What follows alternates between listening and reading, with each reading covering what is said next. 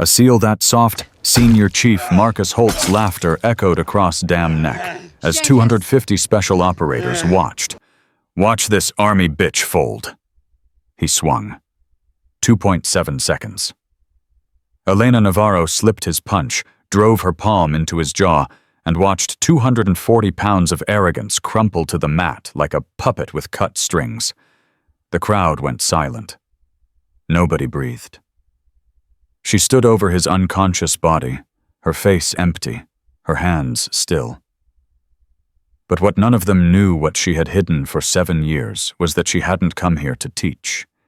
She had come here to destroy the man who killed her brother. And he was watching from the back of the room. If you're watching from anywhere in the world, stay locked in until the end. This story goes places you won't expect. Hit subscribe and drop a comment telling me what city you're watching from. I want to see how far this story travels. The humid Virginia air hung thick over the Naval Special Warfare Training Compound at 0900 hours on a Tuesday morning in August. 250 operators filled the metal bleachers surrounding the combatives' platform SEALs, SWCC boat crews, EOD technicians, intelligence specialists. They had gathered to observe a joint service combatives demonstration, a routine training event that happened 4 times a year. None of them knew they were about to witness something that would be talked about in special operations communities for decades. Staff Sergeant Elena Navarro stood at the edge of the platform in her Army combat uniform, sleeves rolled tight above her elbows. Her dark hair was pulled back in a regulation bun. Her face carried the kind of stillness that came from years of controlling exactly what people saw. Senior Chief Marcus Holt circled her like a shark, smelling blood. He was 6'3", 240 pounds, with 22 years in the Navy, and a reputation for breaking anyone who didn't meet his standards. He had been the senior combatives instructor at Dam Neck for 6 years, and in that time, he had never lost a demonstration match. "You know what I don't understand?" Holt said, loud enough for the entire crowd to hear. "Why SOCOM keeps sending army pukes to teach us how to fight, like we need some MP from Fort Bragg showing us hand-to-hand." Elena didn't respond. Her eyes tracked his movement with mechanical precision. "What's the matter, sweetheart?" Holt stopped directly in front of her.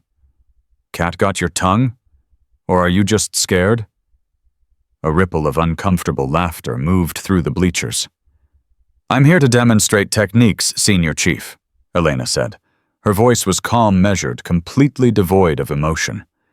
"Not to engage in verbal sparring." Holt grinned. "Verbal sparring. Listen to this one." He turned to the crowd. "She sounds like a damn press release. You know what I think? I think SOCOM is running some kind of diversity experiment. Send a woman to teach the boys at Dam Neck. See how long it takes before she washes out." "Senior Chief." The voice came from the observation area. Commander Victoria Reyes stood with her arms crossed, her expression unreadable. "We're here for a training demonstration, not a comedy routine." Holt held up his hands in mock surrender. "Just having some fun, ma'am. Trying to loosen up our guest." He turned back to Elena. "You ready to show us what the Army taught you?" Elena stepped to the center of the platform. "Whenever you are, Senior Chief." What happened next would become legend. Holt moved first. He was fast for his size, a telegraphed right cross designed to test her reaction speed. Most opponents would have stepped back, created distance, but bought time to assess. Elena didn't step back. She slipped inside his guard so quickly that 3 operators in the front row later said they missed the movement entirely. Her left hand deflected his punch at the wrist. Her right palm struck the hinge of his jaw with surgical precision, not hard enough to break bone, but exactly hard enough to scramble the vestibular system. Holt's eyes rolled back. His legs buckled. 240 pounds of Senior Chief hit the platform with a sound that made the entire crowd flinch. The silence that followed was absolute. 250 of the most elite warriors in the United States military stared at the unconscious man on the mat, then at the woman standing over him. Elena hadn't even broken a sweat. "The technique I just demonstrated," she said, her voice carrying across the silent training area, "is called a palm strike to the mandibular angle. It disrupts blood flow to the brain and causes temporary loss of consciousness. When executed properly, it requires minimal force and leaves no permanent damage." She looked down at Holt, who was beginning to stir. "When executed improperly, it can kill. Any questions?" Nobody moved. Nobody spoke. Commander Reyes walked to the edge of the platform. Her face was carefully neutral, but something flickered in her eyes. Surprise, maybe, or recognition. "I think that concludes today's demonstration," she said. "Medical team check on Senior Chief Holt. Everyone else dismissed." The crowd began to disperse, but Elena noticed that most of them kept glancing back at her as they walked away. She had seen that look before in Damascus, in Raqqa, in a dozen classified locations, where she had done things that would never appear in any official record. It was the look people gave when they realized they had underestimated someone very, very badly. What none of them knew, what Elena had spent 7 years making sure no one knew, was that she was not just an Army combatives instructor. Her father was Vice Admiral Roberto Navarro, retired a SEAL legend who had commanded DevGru and personally led some of the most classified operations in Special Operations history. Her younger brother, Gabriel, had been a SEAL Team 3 operator killed in Syria in 2020. And the real reason she had come to Dam Nek had nothing to do with teaching hand-to-hand combat. Elena Navarro had come to find the person responsible for her brother's death. She believed that person was somewhere on this base. Elena grew up on Navy installations across the Pacific. Yokosuka, Japan. Pearl Harbor, Hawaii. Coronado, California. Her father was gone more than he was home, deployed to locations that didn't officially exist, conducting operations that would never be acknowledged. Her mother, Mariah, held the family together through sheer force of will. She raised 2 children alone for months at a time, never complained, never asked questions about where her husband went or what he did. When Elena was 12, Maria was diagnosed with pancreatic cancer. She died 8 months later, surrounded by her children in a Navy hospital room in San Diego, while Roberto was somewhere in the Hindu Kush that he couldn't talk about. He made it back for the funeral. 2 days later, he was gone again. Gabriel was 10 years old when their mother died. He worshipped their father with the desperate intensity of a boy who had lost one parent and was terrified of losing the other. He decided that day that he would become a SEAL, not just any SEAL, but the best someone his father would be proud of. Elena made a different decision. She decided she would never need anyone's approval ever again. "You understand this is going to be a problem." Commander Reyes sat behind her desk in the administrative building studying Elena with the calculating gaze of someone who had spent her career analyzing threats. Elena stood at attention. "Ma'am, Senior Chief Holt has been the senior combatives instructor at Dam Nek for 6 years. He has friends, important friends, and you just knocked him unconscious in front of 250 operators." "He initiated contact, ma'am. I responded with appropriate force." "Appropriate force." Reyes leaned back in her chair. "Staff Sergeant, I've seen the video. You could have blocked his punch and stepped back. You could have taken him to the mat with a joint lock. Instead, you hit him with a strike that requires Level 4 MAC-P certification to even practice." Elena's expression didn't change. "I'm Level 4 certified, ma'am." "I know. I pulled your file." Reyes paused. "Or I tried to pull your file. Most of it is redacted, heavily. The kind of redactions I usually only see on Tier 1 operators. Silence. Who are you, Staff Sergeant Navarro? Elena met her gaze directly. I'm a combatives instructor assigned to Dam Neck for a 6-month rotation, ma'am. My orders came through USSOCOM. That's not what I asked. With respect, ma'am, that's the only answer I'm authorized to give. Reyes studied her for a long moment. Then she nodded slowly. All right. Keep your secrets for now. But understand this Holt isn't going to let this go. He's going to come after you. And the people who protect him are going to come after you. You need to be prepared for that. I'm always prepared, ma'am. Elena turned to leave. Staff Sergeant? She stopped. Your file mentioned your brother, Gabriel Navarro. SEAL Team 3. Killed in Syria 2020. Elena's back went rigid. Yes, ma'am. I was sorry to hear about that. I was stationed at CENTCOM when it happened. I remember the briefing. Reyes paused. Equipment failure, if I recall. Tragic accident. Elena turned slowly. Her face was a mask, but something burned behind her eyes. That's what the official report said, ma'am. You don't believe it? I believe my brother was the best operator I ever knew, and I believe he didn't die because of equipment failure. Reyes held her gaze. Be careful, Staff Sergeant. Some questions are better left unasked. Some questions demand answers, ma'am, no matter the cost.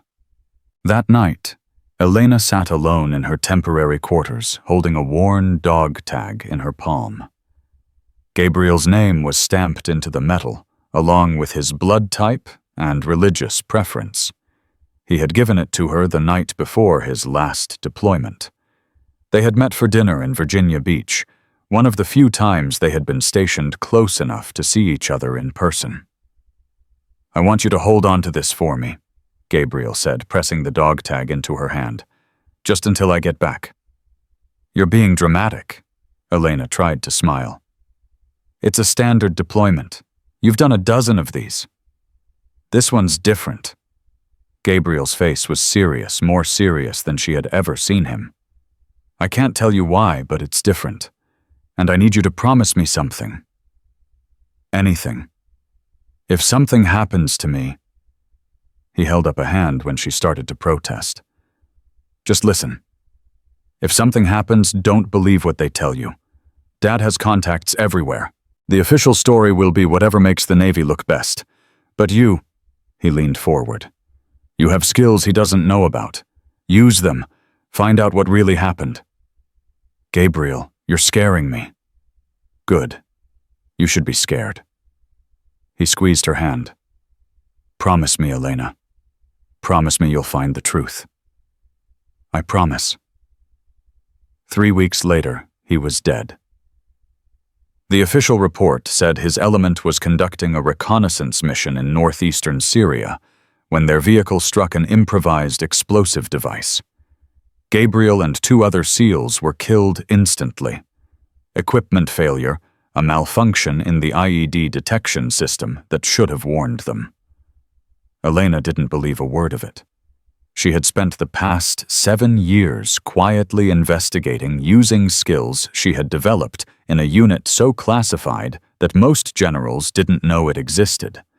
She had tracked down sources, analyzed communications intercepts, pieced together fragments of intelligence from a dozen different agencies. And 6 months ago, she had finally found what she was looking for. The Syria mission hadn't failed because of equipment malfunction. It had failed because someone had approved the operation despite knowing the intelligence was compromised.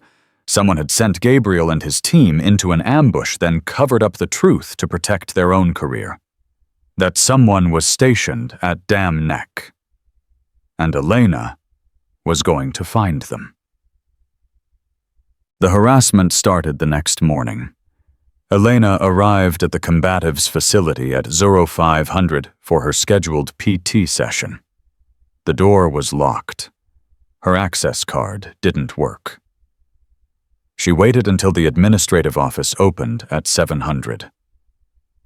The duty officer told her there must have been a glitch in the system. He would get it sorted out by the end of the day. At lunch, the galley informed her that her meal card had been flagged as invalid. She would need to visit the dispersing office to get a new one. The dispersing office was closed until 1400.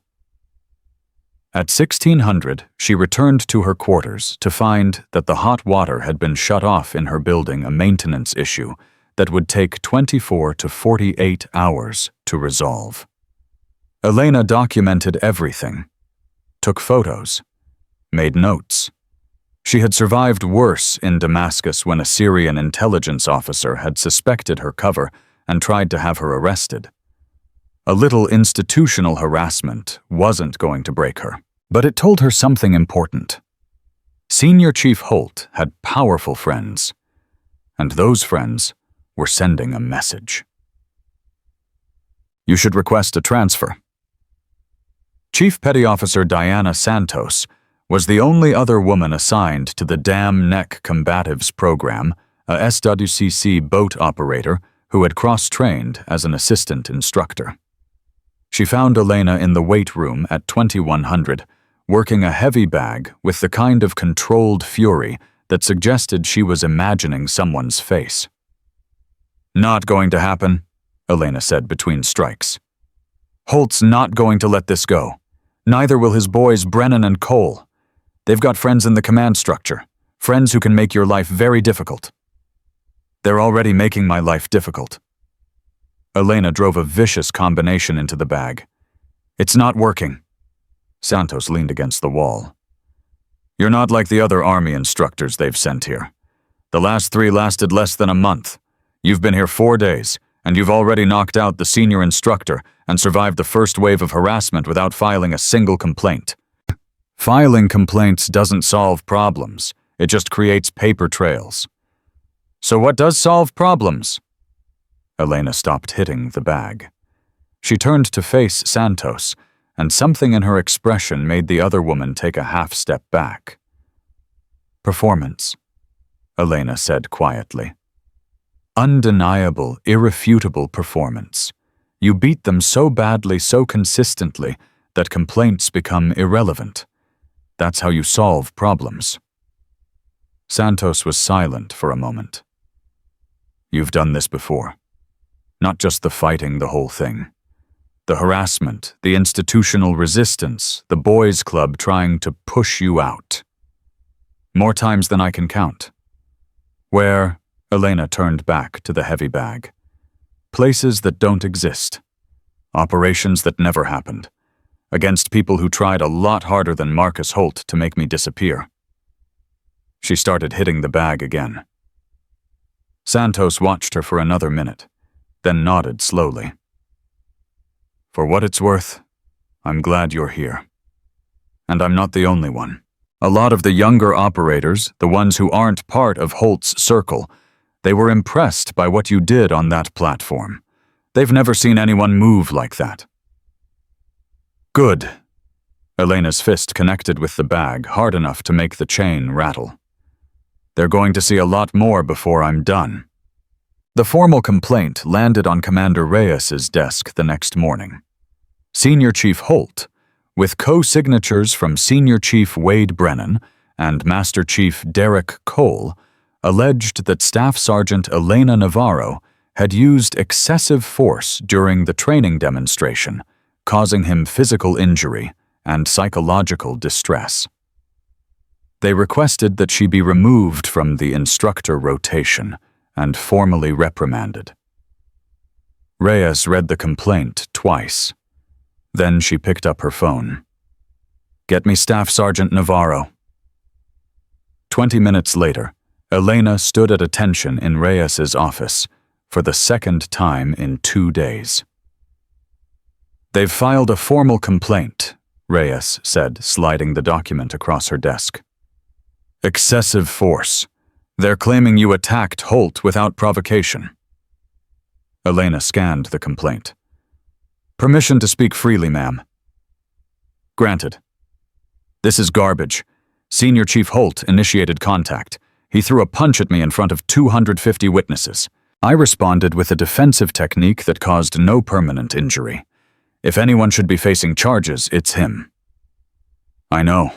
I've reviewed the video footage from 3 different angles. Holt clearly initiated contact, and your response was within acceptable parameters for a Level 4 instructor demonstrating combatives techniques. Reyes paused. But that's not the point. Ma'am, the point is that Holt has been here for 6 years. He has relationships with people at WARCOM, at SOCOM, at the Pentagon. He's trained half the SEAL teams on the East Coast. And you're an Army staff sergeant who's been here for 4 days. With respect, ma'am, the truth should matter more than relationships. It should. Reyes leaned forward. But we both know it often doesn't, which is why I'm handling this differently. Elena waited.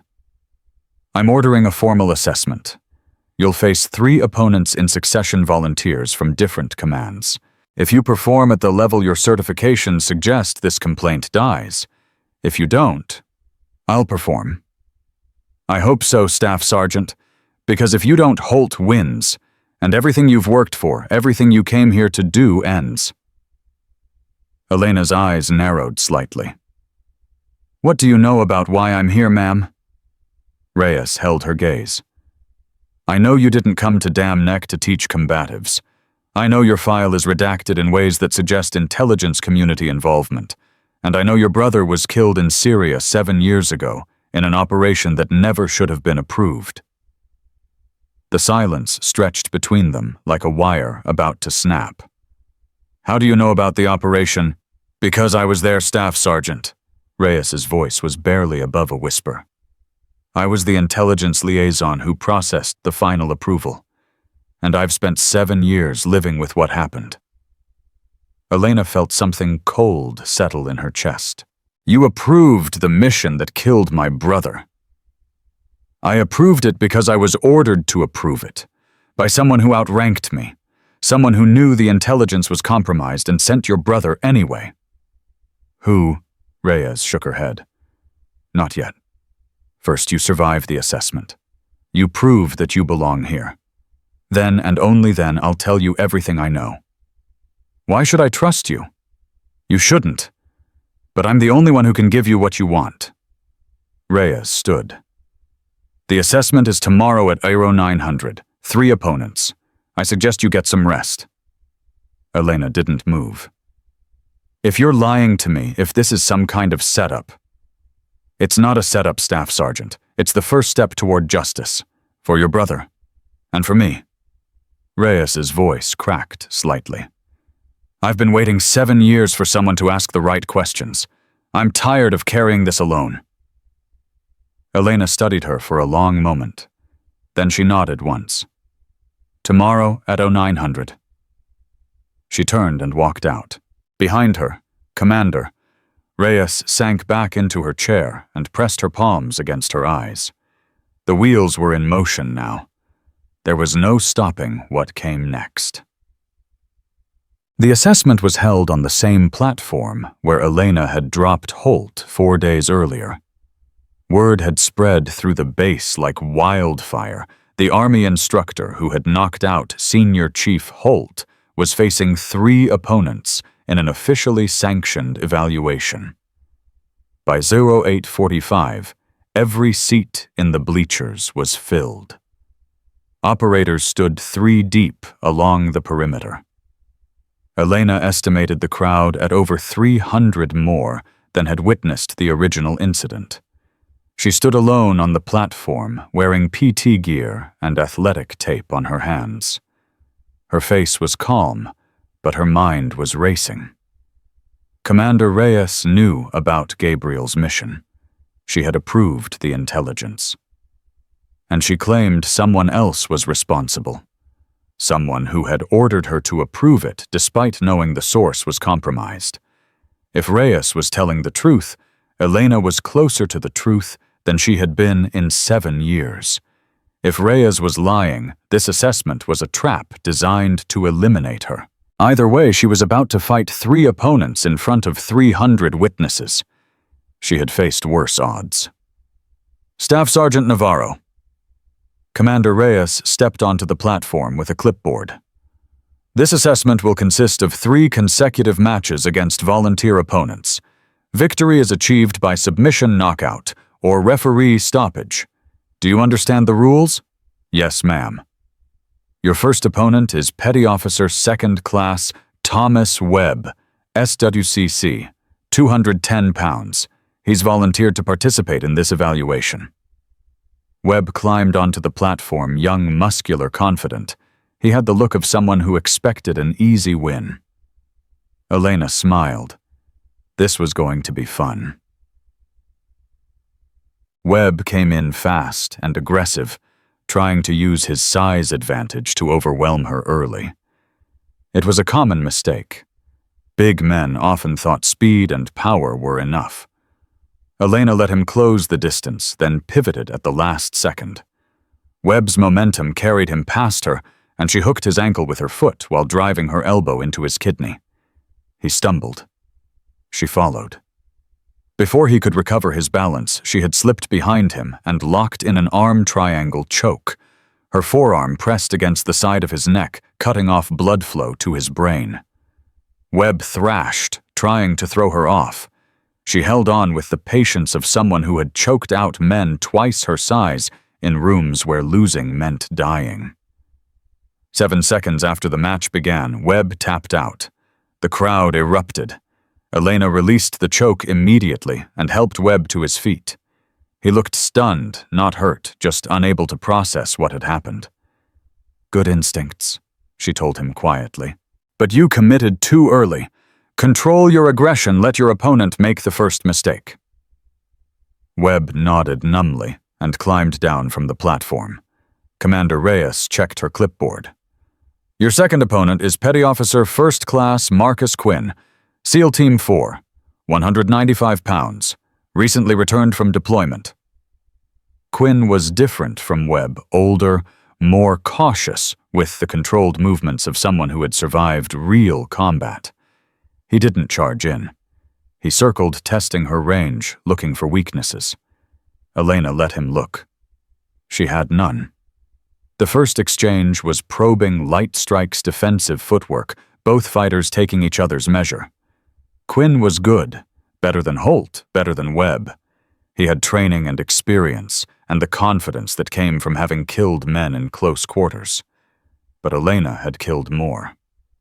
She waited until he committed to a takedown attempt, then sprawled and drove her knee into his solar plexus as he shot in. The impact folded him in half. Before he could recover, she had transitioned to his back and locked in a rear naked choke. He fought it hard.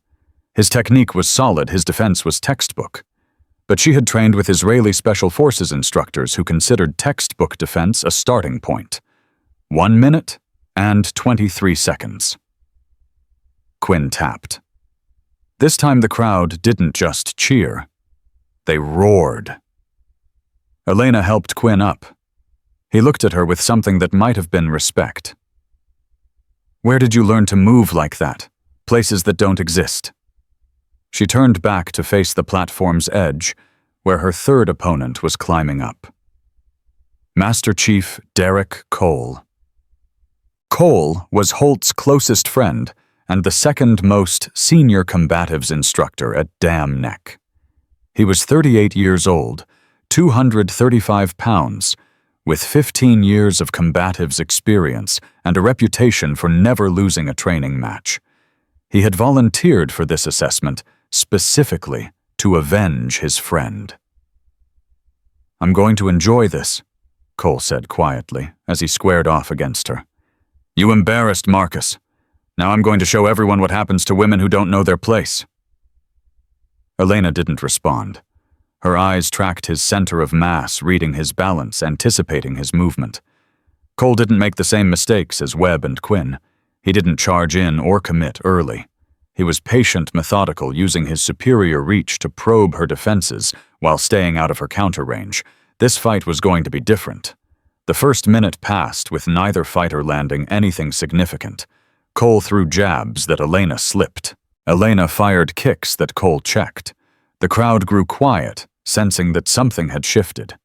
At 90 seconds, Cole shot in for a takedown, fast, technically perfect. Elena sprawled, but he adjusted mid-shot and caught her leg. They went to the ground with Cole in top position. Elena felt his weight pressing down on her, 235 pounds of muscle and malice trying to crush her into the mat. She smiled. This was where she was most dangerous.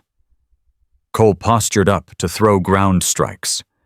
The moment his weight shifted, Elena bridged her hips explosively and reversed position. Now she was on top her knees, pinning his arms to the mat.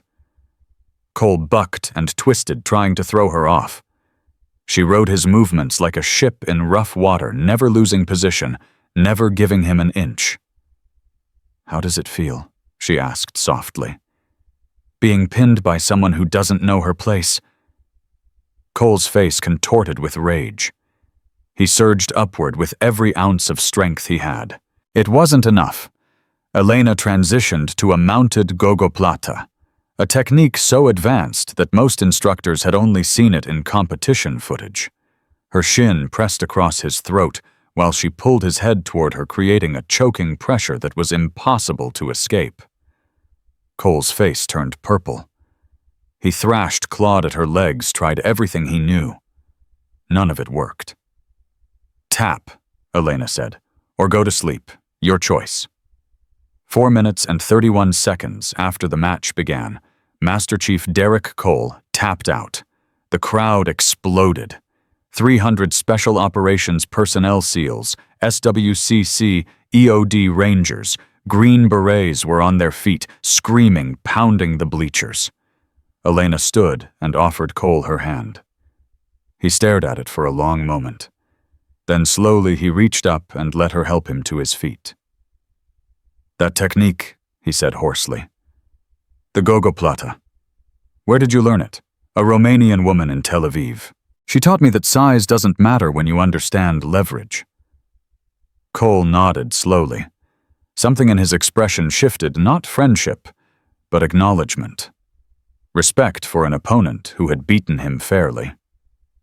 "You're not what I thought you were," he said. "No," Elena agreed. "I'm not." She turned to find Commander Reyes watching from the edge of the platform. The commander's face was unreadable, but her eyes held something Elena hadn't seen before. Hope. That night a note was slipped under Elena's door. "My office. 2200. Come alone. What I'm about to tell you will change everything. R." Elena read the note 3 times. Then she burned it in the sink and watched the ashes swirl down the drain. She had waited 7 years for this moment. Her brother's ghost was finally going to get justice. Elena arrived at Commander Reyes's office at 2158 hours. The administrative building was empty, the hallways dark, except for emergency lighting. She had taken a circuitous route from her quarters, doubling back twice to confirm she wasn't being followed. Old habits from Damascus. The door to Reyes's office was slightly ajar. Elena pushed it open and stepped inside. Reyes sat behind her desk with a bottle of whiskey and 2 glasses. She looked like she hadn't slept in days. Her uniform jacket was draped over a chair, her sleeves rolled up her eyes, carrying the weight of something she had been holding for far too long. "Close the door," Reyes said, "and lock it." Elena did. "Sit down, Staff Sergeant. This is going to take a while." Elena remained standing. "I prefer to stand when people are about to tell me things that will change everything." Reyes poured 2 glasses of whiskey and pushed one across the desk. "Then at least drink. You're going to need it." Elena picked up the glass, but didn't drink. She waited. Reyes took a long swallow from her own glass, then set it down with the careful precision of someone fighting to maintain control. "Your brother's mission was called Operation Sandstorm," she began. "March 2020. A reconnaissance element from SEAL Team 3 was tasked with confirming the location of a high-value target in northeastern Syria. The intelligence came from a source codenamed Carpenter, a Syrian army colonel who had been providing information to the CIA for 2 years. "I know all of this," Elena said. "I've read the after-action reports." "You've read the sanitized version, the version that was written to protect the people responsible." Reyes met her eyes. Carpenter was compromised 3 weeks before Operation Sandstorm. Syrian intelligence had identified him and turned him. Every piece of information he provided after that point was designed to lure American forces into ambushes.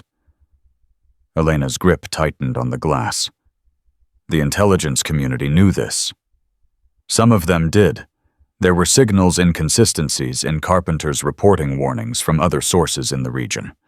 A CIA analyst named Patterson flagged the concerns and recommended suspending all operations based on Carpenter's intelligence until his reliability could be verified. What happened to the recommendation? It was overruled. Reyes's voice dropped. By the officer who had overall command authority for the Syria theater. He decided that the opportunity to capture the high-value target was worth the risk. He approved Operation Sandstorm, knowing the intelligence might be compromised.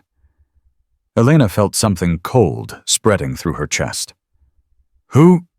Reyes reached into her desk drawer and pulled out a folder. She slid it across the desk. Elena opened it. The face staring back at her was familiar, not from personal acquaintance, but from news coverage campaign advertisements, political fundraisers. A handsome man in his early 50s, with silver hair, and the practiced smile of someone who had spent years learning how to appear trustworthy. "Captain William Holloway," Reyes said. "Now retired. Currently running for Congress in Virginia's 2nd District. 7 years ago, he was a Navy captain serving as the deputy commander for special operations in the Syria theater." Elena stared at the photograph. "He sent my brother into an ambush to advance his career." "He sent your brother into an ambush because capturing that target would have been a career-defining success. The kind of success that gets you promoted to admiral. The kind of success that launches political careers." Reyes's voice was bitter. "When the mission failed and 3 SEALs died, Holloway buried the evidence. He classified Patterson's warning. He had the after-action report rewritten to blame equipment failure. And he made sure everyone involved understood that questioning the official narrative would end their careers. Including you." Reyes nodded slowly. "I was a lieutenant commander at the time. I processed the intelligence approval because Holloway ordered me to. When I tried to raise concerns afterward, he made it very clear what would happen if I didn't stay quiet." She laughed bitterly. "He was right.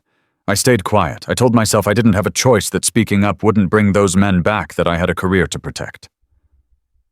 "You had a choice," Elena said quietly. "You just made the wrong one." "I know." Reyes's eyes glistened.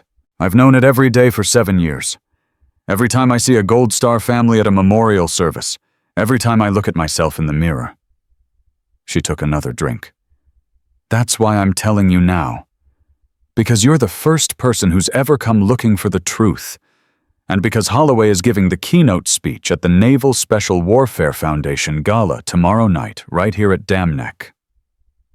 Elena went very still. "He's here. He arrives tomorrow morning. 500 guests. Active operators, retired admirals, defense contractors, political donors. It's the biggest event of the year for the special operations community."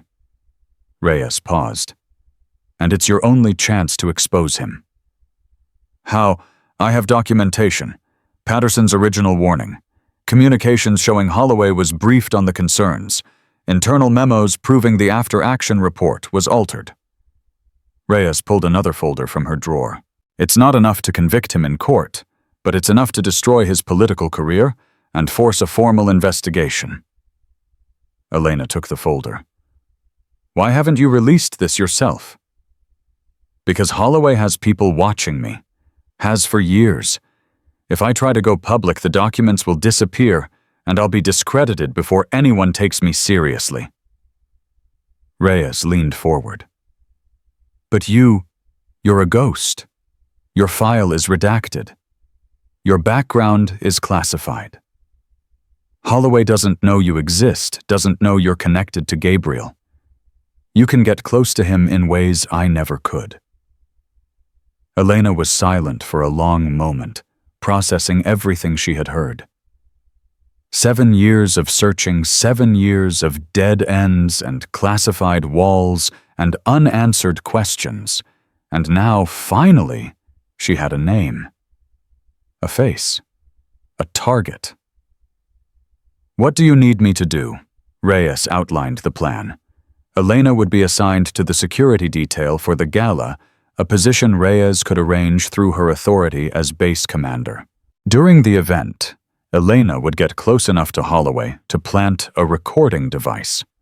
The goal was to capture him discussing the Syria operation, preferably admitting that he knew the intelligence was compromised. He's arrogant, Reyes said. He's been getting away with this for 7 years. He thinks he's untouchable. If you confront him the right way, he might say something incriminating. And if he doesn't, then we release the documents anyway and hope it's enough to trigger an investigation. Reyes met her eyes. But I'm betting on his arrogance. Men like Holloway can't resist explaining why they were right. It's their greatest weakness. Elena looked down at the folder in her hands. Gabriel's face flashed through her mind, his smile, his laugh, the way he used to call her Lena when they were kids, the way he looked in his casket at Arlington dressed in his whites, perfectly still, forever 24 years old. I'm in, she said. Reyes nodded. I'll have your security credentials ready by 0800. The gala starts at 1900. She paused. There's one more thing you should know. What? Your father is on the guest list. Elena felt like she had been punched in the stomach. What? Vice Admiral Roberto Navarro retired. He's been invited as a distinguished guest. He RSVP'd yes 3 weeks ago. Reyes watched her carefully. I thought you should know before you walked in there. Elena's mind raced. She hadn't seen her father since Gabriel's funeral.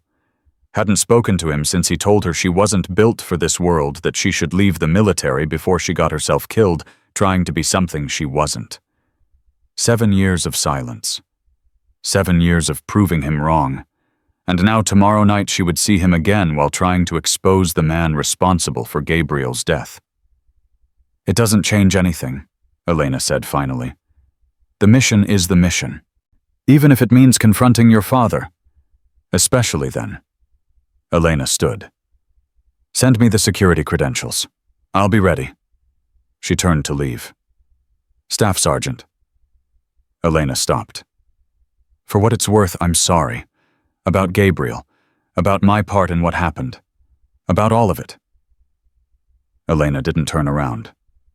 Sorry doesn't bring him back, Commander. But justice might. She walked out into the dark hallway, the folder pressed against her chest like a weapon she had waited 7 years to use. Tomorrow night everything would change, one way or another. The next morning, Elena found Senior Chief Holt waiting outside her quarters. He looked worse than she remembered, dark circles under his eyes, a bruise still visible on his jaw, where she had hit him the posture of a man whose pride had been shattered in front of everyone who mattered to him. We need to talk, he said. I don't think we do. She tried to walk past him. He stepped into her path. I know what you're doing, Holt said quietly. I know why you're really here. Elena's expression didn't change, but every muscle in her body went taut. I'm here to teach combatives, Senior Chief. My orders came through USSOCOM. Bullshit. Holt glanced around, making sure they were alone. I've been doing this job for 6 years. I know when someone's running an operation. You didn't come here to teach hand-to-hand. You came here for something else. And what would that be? I don't know yet, but I'm going to find out. Holt leaned closer. You embarrassed me in front of my men. You made me look weak. I don't care what Commander Reyes says, I don't care what the assessment proved, I know what you are. What am I, Senior Chief? A threat. His eyes were hard. And I eliminate threats. Elena held his gaze without flinching. You tried to eliminate me once. It didn't work out well for you. That was a fair fight. What comes next won't be. Is that a threat? It's a promise. Holt stepped back. Enjoy the gala tonight, Staff Sergeant. I hear it's going to be memorable. He walked away, leaving Elena standing alone with a cold knot forming in her stomach. Holt knew something, or suspected something. Either way, he was going to be a problem. She pulled out her phone and typed a quick message to a number she hadn't used in months, a contact from her ISA days who now worked at the Defense Intelligence Agency. Need background on Senior Chief Marcus Holt, specifically any connections to Captain William Holloway. Urgent. The response came back in 30 seconds. Working on it. Be careful. Elena pocketed the phone and headed for the security briefing. The gala was in 10 hours. Whatever Holt was planning, she would be ready. The security briefing was held in a conference room adjacent to the event venue. 15 personnel, a mix of Navy Masters-at-Arms, contracted security specialists, and 3 military police officers from Fort Eustis. And Elena. The briefing officer was a lieutenant commander named Brooks, a methodical man who walked through the event timeline security protocols and emergency procedures with the enthusiasm of someone reading a phone book. Elena barely listened. Her eyes were on the guest list displayed on the projection screen. 500 names. Admirals, captains, commanders, defense contractors, political donors, congressional staffers, and they're highlighted in yellow as a VIP, Captain William Holloway, Ren, congressional candidate, keynote speaker. 3 rows below, Vice Admiral Roberto Navarro Rett, distinguished guest, father and target, both in the same room, both connected to Gabriel's death in ways they probably didn't even understand. Staff Sergeant Navarro. Elena snapped back to attention. Sir. Brooks was staring at her. You've been assigned to the interior perimeter, specifically the area around the stage where the keynote speech will be delivered. Any questions? No, sir. Good. Brooks moved on to the next assignment. Elena smiled inwardly. Reyes had positioned her perfectly. She would be within 10 feet of Holloway during his speech. Close enough to observe. Close enough to act. Close enough to make him pay. The gala transformed Dam Neck's largest event space into something Elena barely recognized. Crystal chandeliers, white linen tablecloths, a string quartet playing soft jazz, 500 people in dress uniforms and evening gowns drinking champagne and making small talk about classified operations they would never discuss outside these walls. Elena stood at her assigned position near the stage, wearing a security earpiece and carrying a concealed sidearm. Her dress uniform was immaculate, her expression professional and blank.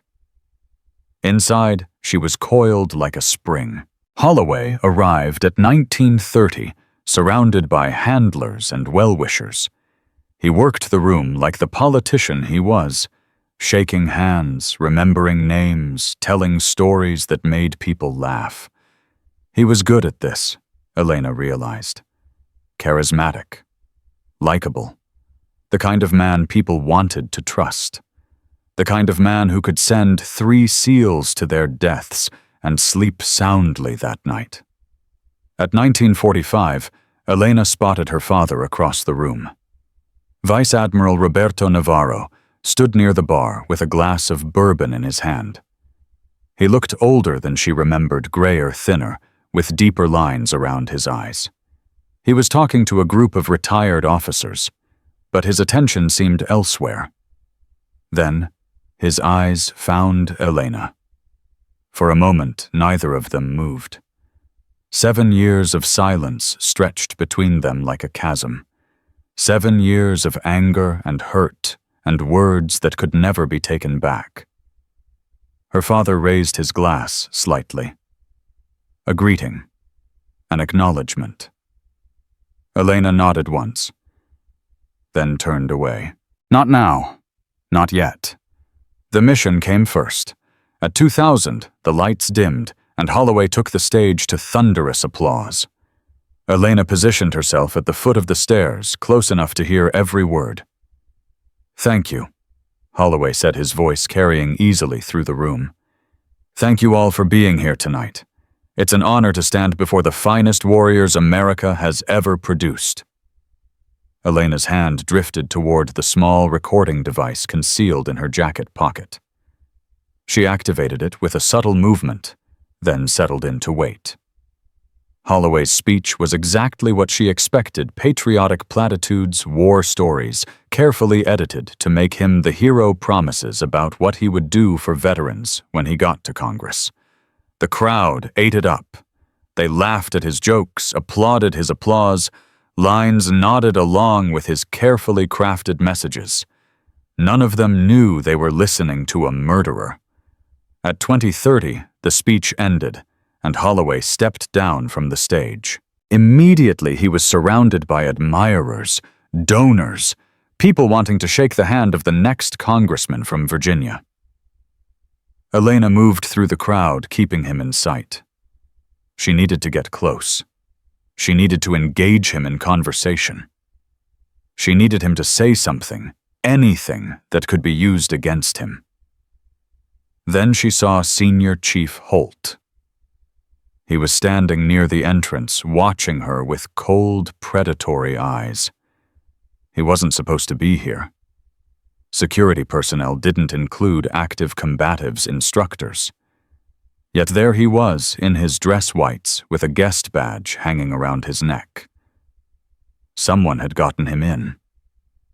Elena felt the first flicker of alarm. Holt wasn't here by coincidence. He was here for a reason, and whatever that reason was, it wasn't good. She changed course, moving away from Holloway, and toward a side corridor where she could observe both Holt and her target. She needed to think. She needed to adjust. "Staff Sergeant Navarro," and the voice came from behind her. Elena turned. Her father stood 3 feet away, bourbon glass still in hand, his expression unreadable. "Admiral," she said formally, "I didn't expect to see you here." "I could say the same." His eyes swept over her security uniform. "Working the event, part of the detail. Since when do Army combatives instructors work Navy security details?" "Since USS OCOM started cross-training personnel."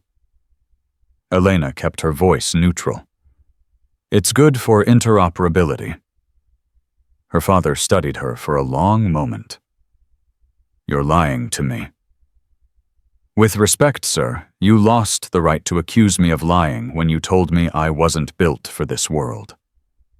The words hung between them like a blade. Her father's face tightened. "Elena, not here." She glanced around. "Not now. I have a job to do." "What job?" "What are you really doing at Dam Neck?" Before Elena could answer, a commotion erupted near the entrance. Raised voices, someone shouting. The crowd near the door began to part. Senior Chief Holt was pushing through toward the stage, his face flushed with alcohol and rage. He was heading directly for Holloway. No, he was heading for her. "You," Holt's voice cut through the ambient noise. Heads turned. Conversations stopped. "You think you can come into my house and make a fool out of me?" Elena stepped forward, putting herself between Holt and the crowd. "Senior Chief, you need to calm down." "Don't tell me to calm down." Holt was close now, close enough that she could smell the whiskey on his breath. "I know what you're doing. I know why you're here. And I'm not going to let you destroy everything I've built. You're drunk. Walk away before you do something you'll regret." The only thing I regret is not hitting you harder when I had the chance. He swung. Elena saw it coming from a mile away. She sidestepped, caught his wrist, and used his momentum to send him stumbling past her. He crashed into a serving table, sending champagne glasses shattering across the floor. The room went silent. 500 people stared at the drunk senior chief sprawled among the broken glass. Holloway pushed through the crowd. "What the hell is going on here?" Elena straightened her uniform. "Senior Chief Holt appears to be intoxicated, sir. I was attempting to escort him out when he became violent." "Violent?" Holt scrambled to his feet, his eyes wild. "She's the violent one. She attacked me during a training demonstration. She's been running some kind of operation on this base." "That's enough, Marcus." Commander Reyes appeared beside Holloway, her voice sharp with authority. "Security escort Senior Chief Holt to the detention facility. He'll be dealt with in the morning." 2 masters-at-arms moved forward to take Holt by the arms. He struggled against them, still shouting. "You don't understand. She's not who she says she is. Check her file. It's all redacted. She's—" The doors closed behind him, cutting off his words. The room began to buzz with conversation again, guests returning to their drinks, and their small talk already dismissing the incident as a drunken officer making a fool of himself. But Elena noticed that Holloway was watching her with new interest. His politician's smile was still in place, but there was something calculating in his eyes. "Staff Sergeant Navarro," he said smoothly. "That was quite impressive. You handled that situation very professionally." "Thank you, sir." "Navarro." He tilted his head. "Any relation to Roberto Navarro?" Elena's father stepped forward. "She's my daughter." Holloway's eyebrows rose. "Your daughter? I didn't know you had a daughter in the service, Roberto." "We've been out of touch." Her father's voice was carefully neutral. "Well, you should be proud. She clearly inherited your composure under pressure." Holloway extended his hand to Elena. "Captain William Holloway retired, though I suppose you knew that already." Elena shook his hand. His grip was firm, confident, the handshake of a man used to being in control. "It's an honor to meet you, sir. I've heard a lot about your service." "All good things, I hope." Holloway laughed. "I spent 20 years in special operations before transitioning to the political arena. Some of the finest men I ever knew were SEALs. Your father trained most of them." "Yes, sir." Elena felt the recording device pressing against her chest. "I understand you served in Syria. 2020, wasn't it?"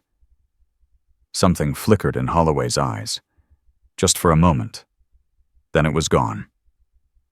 "That's right. Difficult theater. Lot of good men lost. My brother was one of them." The words dropped into the conversation like a stone into still water. Holloway's smile froze. "I'm sorry. Gabriel Navarro, SEAL Team 3. He was killed during Operation Sandstorm in March 2020. Elena held his gaze without blinking. "You were the deputy commander for special operations in the Syria theater at the time. I imagine you remember the mission." The silence stretched between them. Elena's father was staring at her with an expression she couldn't read. Holloway's political mask was still in place, but she could see the calculation behind his eyes. "Of course I remember," Holloway said finally. "Tragic loss. Equipment failure, if I recall. The IED detection system malfunctioned." That's what the official report said. "Is there some reason you're questioning the official report, Staff Sergeant?" "No, sir." Elena smiled. "Just making conversation." She turned and walked away, leaving Holloway staring after her with something new in his expression. Fear. Her father caught up with her near the side entrance. "What the hell was that?" His voice was low, urgent. "What are you doing, Elena? What I should have done 7 years ago." She stopped and faced him. Gabriel didn't die because of equipment failure. He died because someone approved a mission knowing the intelligence was compromised. and that someone is standing in that room right now running for Congress. Her father's face went pale. Holloway. He sent Gabriel into an ambush to advance his career. He buried the evidence. He covered up the truth. Elena's voice was hard. And I'm going to make sure everyone knows it. How? What proof do you have? Enough. Documents, testimony, communications showing he was briefed on the concerns and ignored them. Her father was silent for a long moment. When he spoke, his voice was different, softer, more uncertain than she had ever heard it. Why didn't you come to me? I have contacts, resources. I could have helped. You told me I wasn't built for this. Elena's voice cracked. You told me I should leave the military. You said Gabriel had the gift, and I was just forcing myself into a role I didn't belong in. Why would I come to you after that? Because he was my son, too. The words burst out of him like a dam breaking. Because I've spent 7 years wondering if there was something I missed, something I could have done differently. Because losing Gabriel destroyed me, and losing you. He stopped, his voice breaking. Losing you finished the job. Elena stared at him. In 31 years, she had never seen her father cry. He had been iron. Unbreakable. The legend that everyone whispered about, but no one truly knew. Now he stood before her with tears streaming down his face, and she realized she had never known him at all. I was wrong, he said quietly. About everything. About you, about what you were capable of, about what it means to be a soldier. I was so blinded by my own assumptions that I couldn't see who you really were, and I've regretted it every single day since Gabriel's funeral. Why didn't you call? Why didn't you try to reach out? I did, every week for the first year. You had me blocked. He laughed bitterly. Then I tried going through official channels. Your command told me your file was classified, that they couldn't even confirm where you were assigned. That's when I knew. Knew what? That you had become something I never expected. Something I didn't have a word for. He met her eyes. Something better than I ever was. Elena felt something crack open in her chest, something she had kept locked away for 7 years. The anger was still there, the hurt, the betrayal. But underneath it all was something else. The little girl who had just wanted her father to see her. I have to finish this, she said, for Gabriel. Whatever happens next, I have to see it through. Her father nodded slowly. Then let me help. Whatever you need. Resources, contacts, backup, I'm here. Not as your commander, not as the admiral, as your father. Elena was quiet for a long moment. Then she reached into her pocket and pulled out Gabriel's dog tag, the one she had carried for 7 years. Gabriel gave me this before his last deployment. He made me promise to find out what really happened if he didn't come back. She looked down at the worn metal. I've been carrying this alone for 7 years. Maybe it's time I stopped. She held out her hand. Her father looked at the dog tag, then at her. Slowly he reached out and closed his fingers around hers, holding both her hand and Gabriel's tag. Together, he said. We finish this together. Elena nodded. For the first time in 7 years, she didn't feel alone. But they weren't the only ones watching as the gala continued into the night. Across the room, Commander Reyes observed their reunion with an expression that was impossible to read. And in the detention facility, Senior Chief Holt sat in a holding cell, stone-cold sober, making a phone call to a number he had memorized years ago. It's me, he said when the line connected. We have a problem. The Navarro woman, she's getting close, and she just made contact with her father. The voice on the other end was smooth, controlled, and very familiar. I'm aware, Captain William Holloway said. I'll handle it, but I need you to do something for me first. Anything. There's a field exercise scheduled for next week. Make sure Staff Sergeant Navarro is assigned to it. Holloway paused. And make sure she doesn't come back. The phone call from Commander Reyes came at 0547 the next morning. Elena was already awake, sitting on the edge of her bed with Gabriel's dog tag in her hands. She hadn't slept.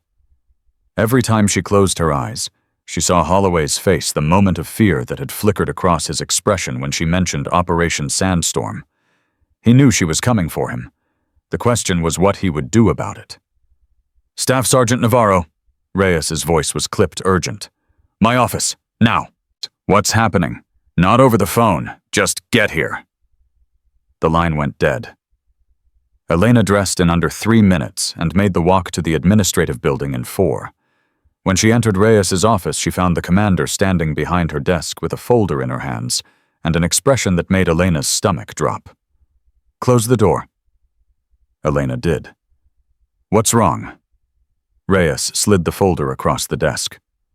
You've been assigned to a field exercise, 5 days in the Great Dismal Swamp. Navigation Survival Tactical Assessment. You leave tomorrow at 0600. Elena opened the folder. The orders looked legitimate, standard USOCOM training protocol, proper signatures, appropriate classification markings. But something was wrong. I wasn't scheduled for any field exercises, Elena said slowly. My rotation is combatives instruction only. The orders came down from Warcom this morning, signed by Rear Admiral Chen. Reyes's voice was tight. Chen is Holloway's mentor.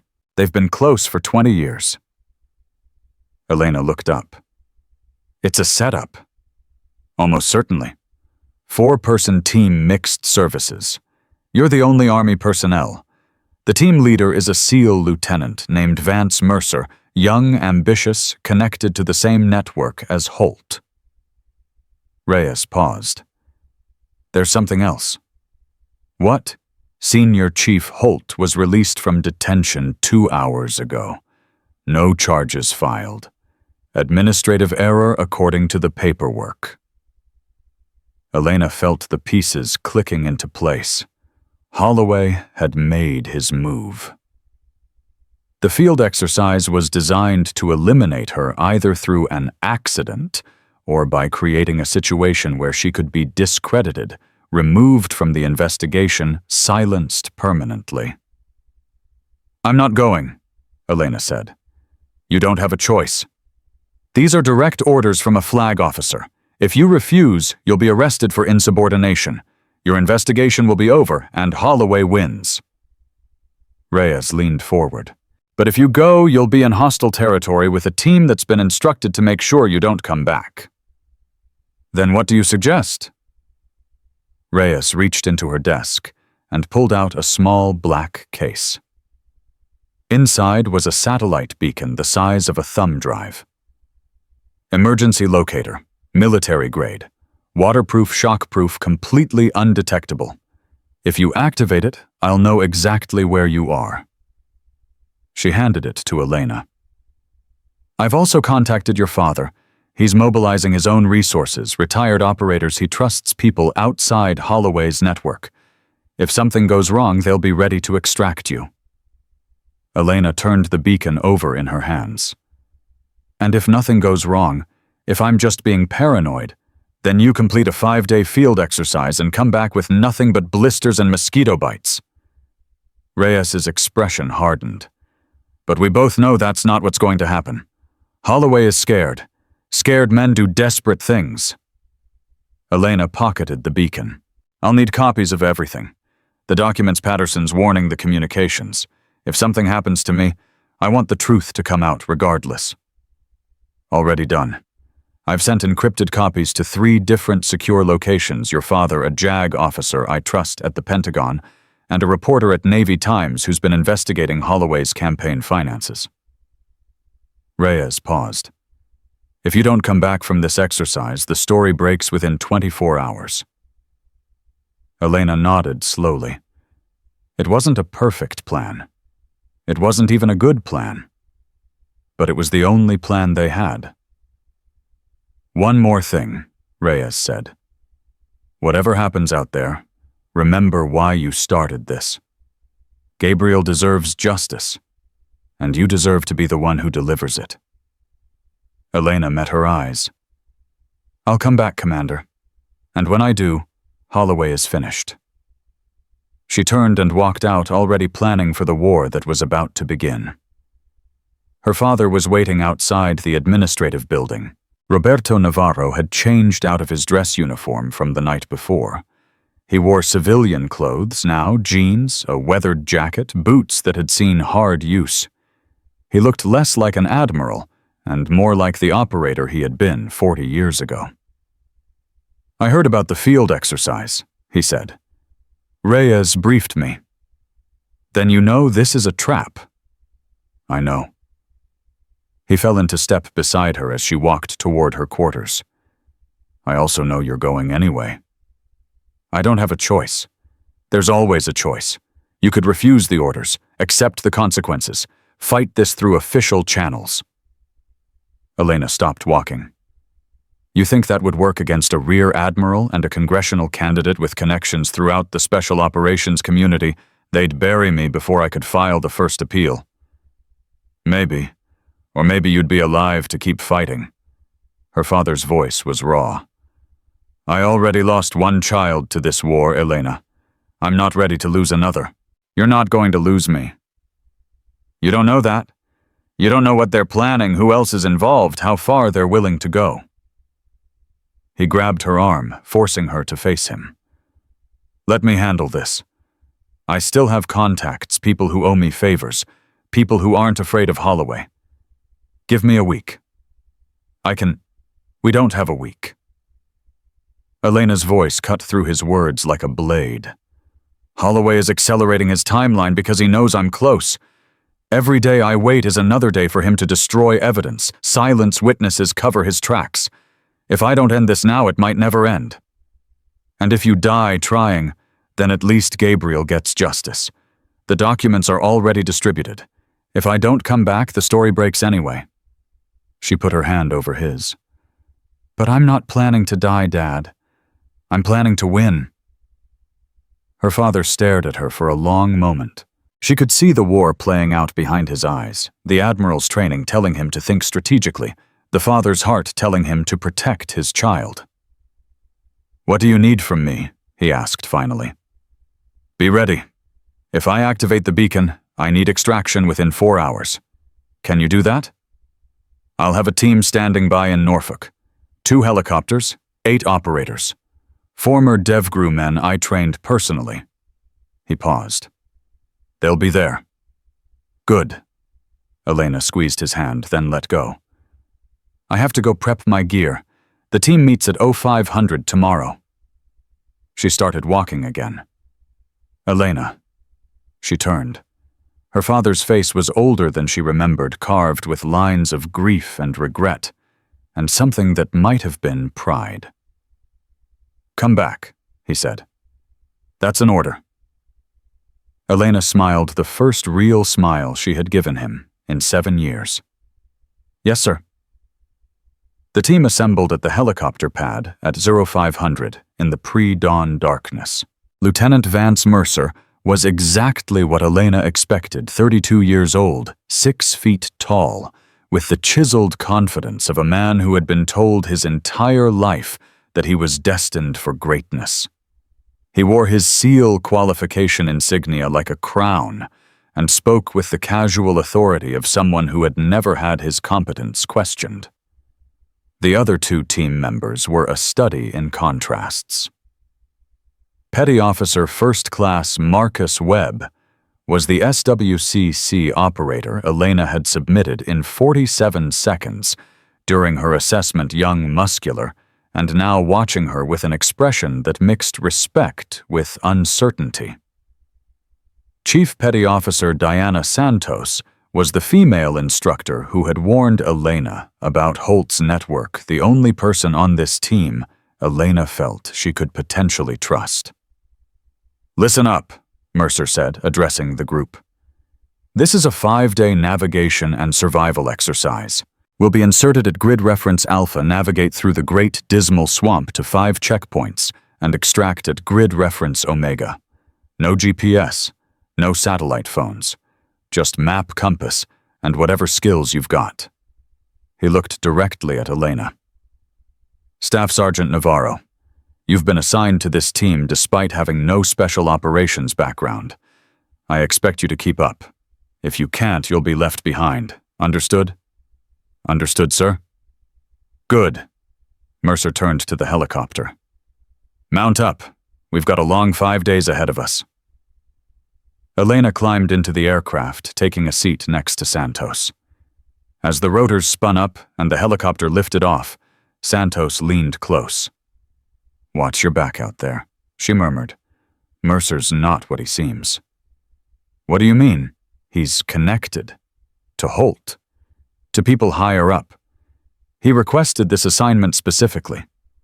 Santos's eyes were hard. Whatever happens on this exercise, it's not going to be what it looks like. Elena nodded slightly. Thanks for the warning. Just survive. That's all you need to do. Survive and come back. The helicopter banked east toward the swamp, and Elena felt the weight of Gabriel's dog tag against her chest. 5 days. Whatever Holloway had planned, it would happen within the next 5 days. She was ready. The first 2 days were deceptively normal. The team navigated through dense terrain, crossed water obstacles, established camps according to protocol. Mercer led with textbook precision, making decisions that were tactically sound, if unimaginative. Webb followed orders without complaint. Santos maintained a professional distance while keeping a watchful eye on Elena. Elena performed flawlessly. Every navigation challenge, every survival task, every physical demand, she met them all with the quiet competence that had kept her alive through Damascus and Raqqa, and a dozen other places that didn't officially exist. Mercer watched her with growing frustration. Whatever he had expected, it wasn't this. On the morning of the 3rd day, everything changed. They were crossing a particularly treacherous section of swamp when Webb suddenly went down. He screamed, clutching his leg, thrashing in the shallow water. "Snake!" he shouted. "Something bit me!" Mercer was at his side in seconds. "Let me see." Webb's calf was swelling rapidly, 2 puncture marks visible above his boot. The symptoms were consistent with cottonmouth venom, painful, but rarely fatal if treated properly. "We need to get him to extraction," Santos said. "He needs antivenin." "Negative." Mercer's voice was flat. "We continue the exercise. Webb can keep moving if we stabilize him." "He can barely walk. The venom will spread if he doesn't rest." "Then he rests here. We cache him with supplies and pick him up on the way back." Elena stepped forward. "That's not protocol, Lieutenant. Medical emergencies require immediate extraction. We call for evac and... We don't have comms, Staff Sergeant. That's the point of the exercise." Mercer's eyes were cold. "Webb stays. We continue." "The hell with that." Elena knelt beside Webb and pulled out her first aid kit. "Santos helped me stabilize him. We'll carry him to the nearest checkpoint and signal for extraction from there." "I gave you an order, Staff Sergeant." "And I'm refusing it." Elena didn't look up from her work. Article 92 allows me to refuse unlawful orders. Abandoning an injured teammate in a survival situation is a violation of basic medical protocols and common decency. You don't have the authority to. I have the authority of someone who isn't going to let a man die because you're too stubborn to call for help. Elena finished applying a pressure bandage and looked up at Mercer. "We're going to the checkpoint. All 4 of us. You can lead follow or get out of the way." The silence stretched between them. Santos had her hand on her sidearm. Webb was watching with pain-glazed eyes. Mercer's face had gone red with fury. "Fine," he said finally. "We go to the checkpoint, but this isn't over, Staff Sergeant. Not by a long shot." They reached Checkpoint 3 at 1400 hours, after 4 brutal hours of hauling Webb through the swamp. The checkpoint was a small clearing with a supply cache and an emergency radio standard equipment for training exercises. Elena immediately reached for the radio. It was dead. "Malfunction," Mercer said behind her. His voice had changed harder now, more dangerous. "Happens sometimes in these conditions." Elena turned slowly. "The radio was working when we cached it 3 days ago. I checked it myself during the supply inventory." "Like I said, malfunction." Santos had moved to flank Elena's right side. "Something's wrong, Staff Sergeant." "I know." Elena's hand drifted toward her concealed sidearm. "Lieutenant Mercer, would you like to explain why the emergency radio has been disabled? I don't know what you're talking about." "I think you do. I think you sabotaged that radio.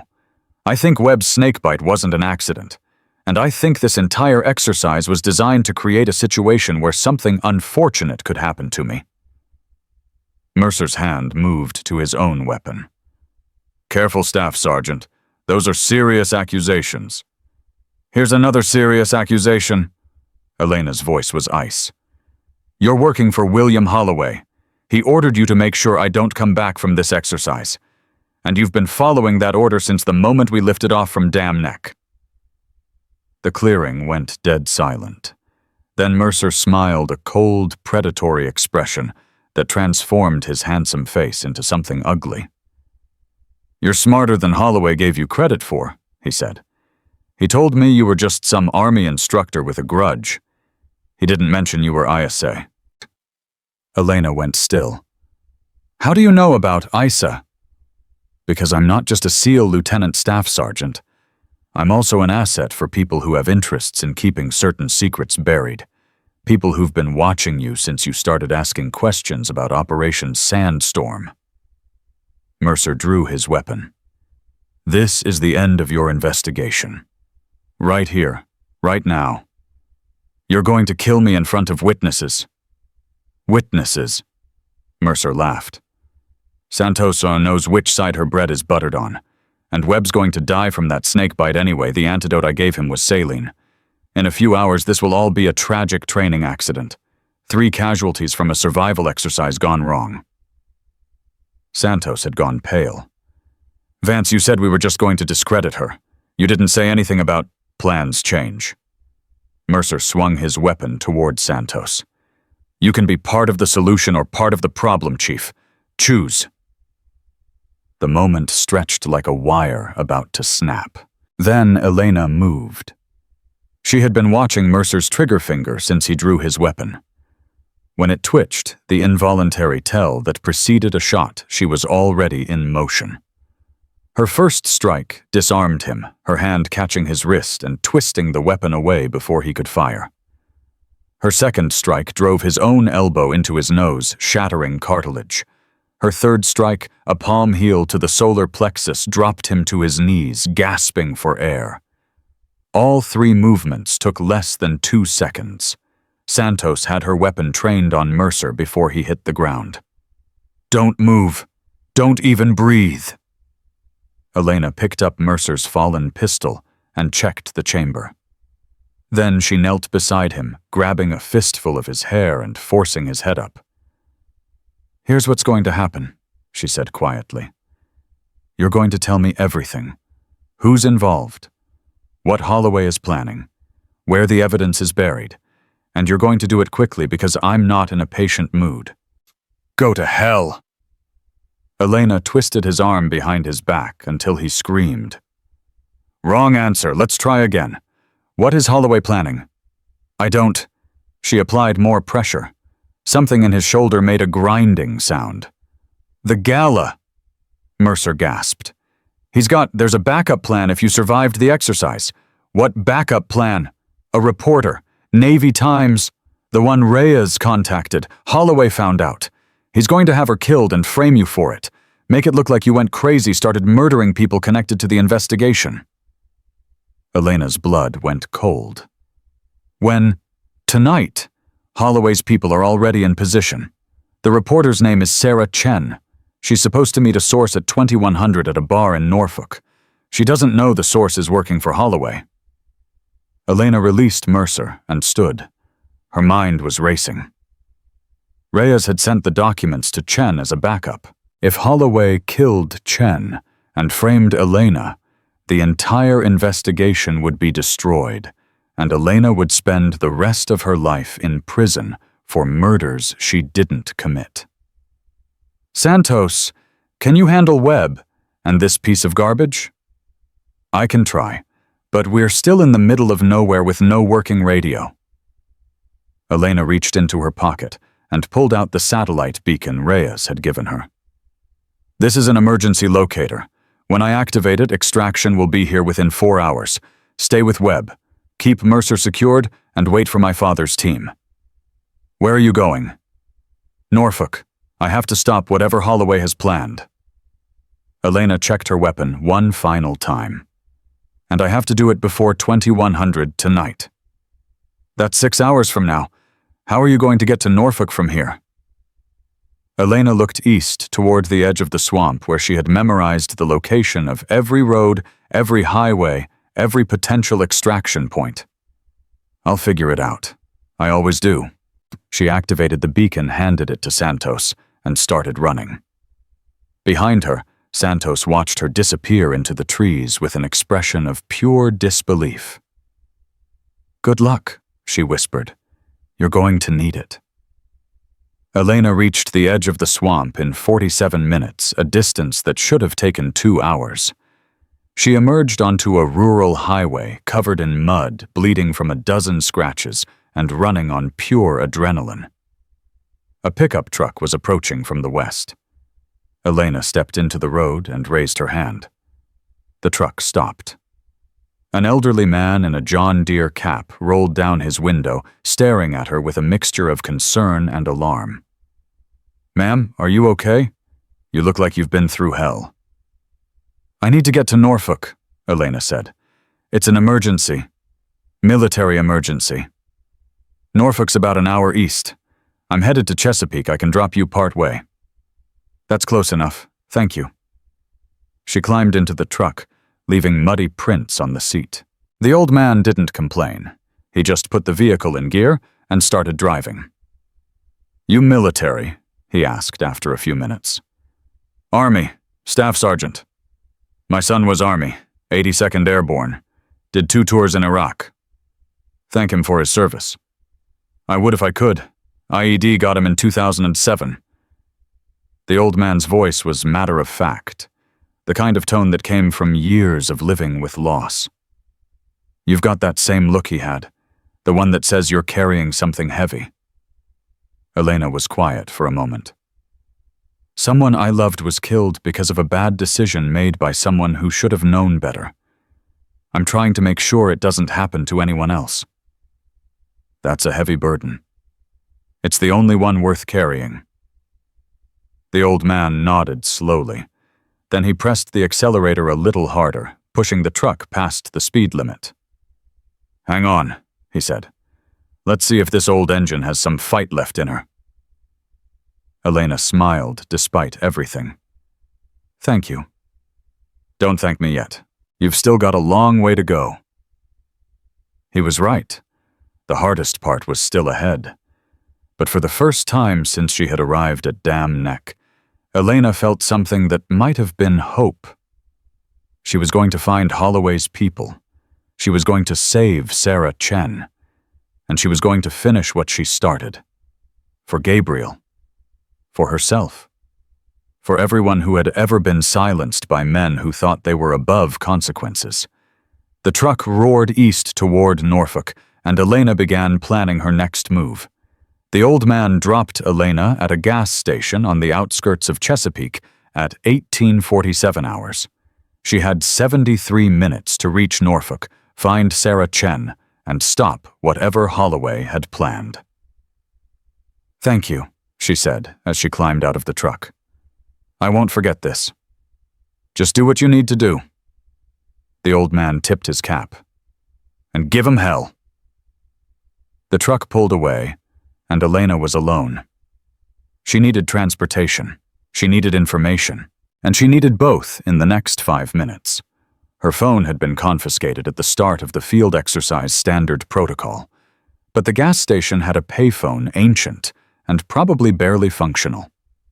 She fed coins into the slot and dialed a number she had memorized years ago. 3 rings. Then a voice she recognized. "Speak." "It's Navarro. I need an emergency assist." A pause. "You're supposed to be in the swamp." "Plans changed. Holloway's people tried to kill me. Now they're going after a reporter named Sarah Chen. She's meeting a source at 2100 in Norfolk. The source is working for Holloway." "Where in Norfolk?" "I don't know. Some bar. I need you to find her and warn her." Hold. The sound of rapid typing. "Sarah Chen, Navy Times. I've got her cell. She's not answering." Elena's grip tightened on the phone. "Can you track her?" "Already on it. Her phone pinged 15 minutes ago at a location in downtown Norfolk. The Rusty Anchor. It's a dive bar near the waterfront." "That's the meeting place. Holloway's people are probably already in position. I can have assets there in 30 minutes. I'll be there in 20. Just make sure backup is coming." "Navarro." The voice on the other end softened slightly. "Be careful. Holloway's not playing games anymore." "Neither am I." She hung up and turned to scan the parking lot. A motorcycle sat near the air pump, a Kawasaki Ninja keys dangling from the ignition while its owner was inside buying cigarettes. Elena didn't hesitate. She crossed the lot in 4 seconds, swung onto the bike, and had the engine roaring before the owner even made it back to the door. "Hey, that's my bike. I'll bring it back." She probably wouldn't. But that was a problem for later. The Ninja screamed onto the highway at 90 miles per hour, weaving through traffic with the precision of someone who had received tactical driving training in places that didn't officially exist. The wind tore at her mud-caked uniform. Her muscles burned from the sprint through the swamp. Her mind was a cold, clear instrument focused on a single objective. Save Sarah Chen. Stop Holloway. End this tonight. The Rusty Anchor was exactly the kind of place where shady meetings happened. Elena arrived at 1923, 37 minutes before the scheduled meeting, and circled the block twice to identify potential threats. She spotted them immediately. 2 men in a dark SUV parked across the street, with a clear sight line to the bar's entrance. Another man on the corner pretending to check his phone while watching everyone who approached. A 4th near the back alley positioned to cut off escape routes. 4 operators. Professional positioning. Clean sight lines. Holloway had sent a kill team. Elena parked the motorcycle 2 blocks away and approached on foot, staying in the shadows using every technique she had learned in Damascus to avoid detection. She needed to get inside before Chen arrived. She needed to identify the fake source, and she needed to neutralize the threat without starting a firefight in a crowded bar. Simple. She almost laughed at the thought. The back entrance was guarded, but the guard was watching the alley, not the rooftop access ladder on the adjacent building. Elena climbed in 30 seconds, crossed to the Rusty Anchor's roof, and found a ventilation hatch that led to a storage room on the 2nd floor. She dropped into darkness, drew her weapon, and listened. Voices below. Music, the clink of glasses. Normal bar sounds on a Thursday night. But underneath it all, she could hear something else, the particular kind of silence that came from someone waiting for something to happen. Elena moved to the door, cracked it open, and surveyed the scene below. The bar was half full. Working-class crowd, mostly men, a few women. Pool tables in the back. A jukebox playing country music. And at a table near the window, a woman in her 30s with short dark hair and the alert posture of a journalist waiting for a dangerous source. Sarah Chen. She was early. That was good. It gave Elena time to make contact before Holloway's people made their move. But as Elena started down the stairs, she spotted something that made her blood freeze. The man sitting at the bar, nursing a beer, and watching Chen's reflection in the mirror behind the bottles. Senior Chief Marcus Holt. He was supposed to be in detention. He was supposed to be neutralized. Instead, he was here positioned exactly where he could intercept anyone trying to reach Chen. Holloway hadn't just sent a kill team. He had sent his most trusted operative. Elena pulled back into the shadows, her mind racing. Holt knew her face. If she walked into that bar, he would recognize her immediately. The element of surprise would be gone. Chen would be caught in the crossfire. She needed a different approach. Her eyes landed on a fire alarm mounted on the wall near the stairs. It was crude. It was obvious. But sometimes the simplest plans were the best. Elena pulled the alarm. The effect was immediate. Sirens blared. Lights flashed. The bar erupted into chaos as patrons scrambled for the exits. In the confusion, Elena moved. She reached Chen's table in 4 seconds, grabbed the woman's arm, and spoke directly into her ear. "Sarah Chen, I'm Staff Sergeant Elena Navarro. You're in danger. Come with me now." Chen's eyes went wide. "Navarro, you're the one Reyes told me about." "Yes, and the source you're meeting is working for William Holloway. If you stay here, you're going to die." "How do I know you're telling the truth?" "You don't. But in about 30 seconds, a man named Marcus Holt is going to come through that crowd with a weapon. He's been sent to kill you and frame me for it. You can wait for that to happen, or you can trust me." Chen hesitated for 1 heartbeat. Then she grabbed her bag and stood. "Which way?" "Back exit. Stay close." They moved through the panicked crowd, using the chaos as cover. Elena kept her body between Chen and Holt's last known position, one hand on her weapon, every sense tuned to the threats around them. They were 10 feet from the back door when Holt's voice cut through the noise. "Navarro!" Elena shoved Chen toward the exit. "Go. I'm right behind you." Chen ran. Elena turned. Holt was pushing through the crowd, his weapon drawn, but held low to avoid causing more panic. His face was twisted with rage and something else, desperation. He knew what was at stake. He knew that if Elena escaped with Chen, everything Holloway had built would collapse. "You should have died in that swamp," Holt growled. "Would have been cleaner. You should have sent better people." Elena raised her own weapon. "Last chance, Marcus. Walk away. This doesn't have to end with blood." "You don't understand, do you? I can't walk away. Holloway owns me. He's owned me for 15 years. Holt's voice cracked. "I did things for him. Things that can never come out. If you expose him, you expose me too. Then help me take him down. Testify against him. It's the only way you survive this." "Survive?" Holt laughed bitterly. "You think survival is an option for people like me? I crossed too many lines, Navarro. There's no coming back from where I've been." He raised his weapon. Elena fired first. The shot took Holt in the shoulder, spinning him around.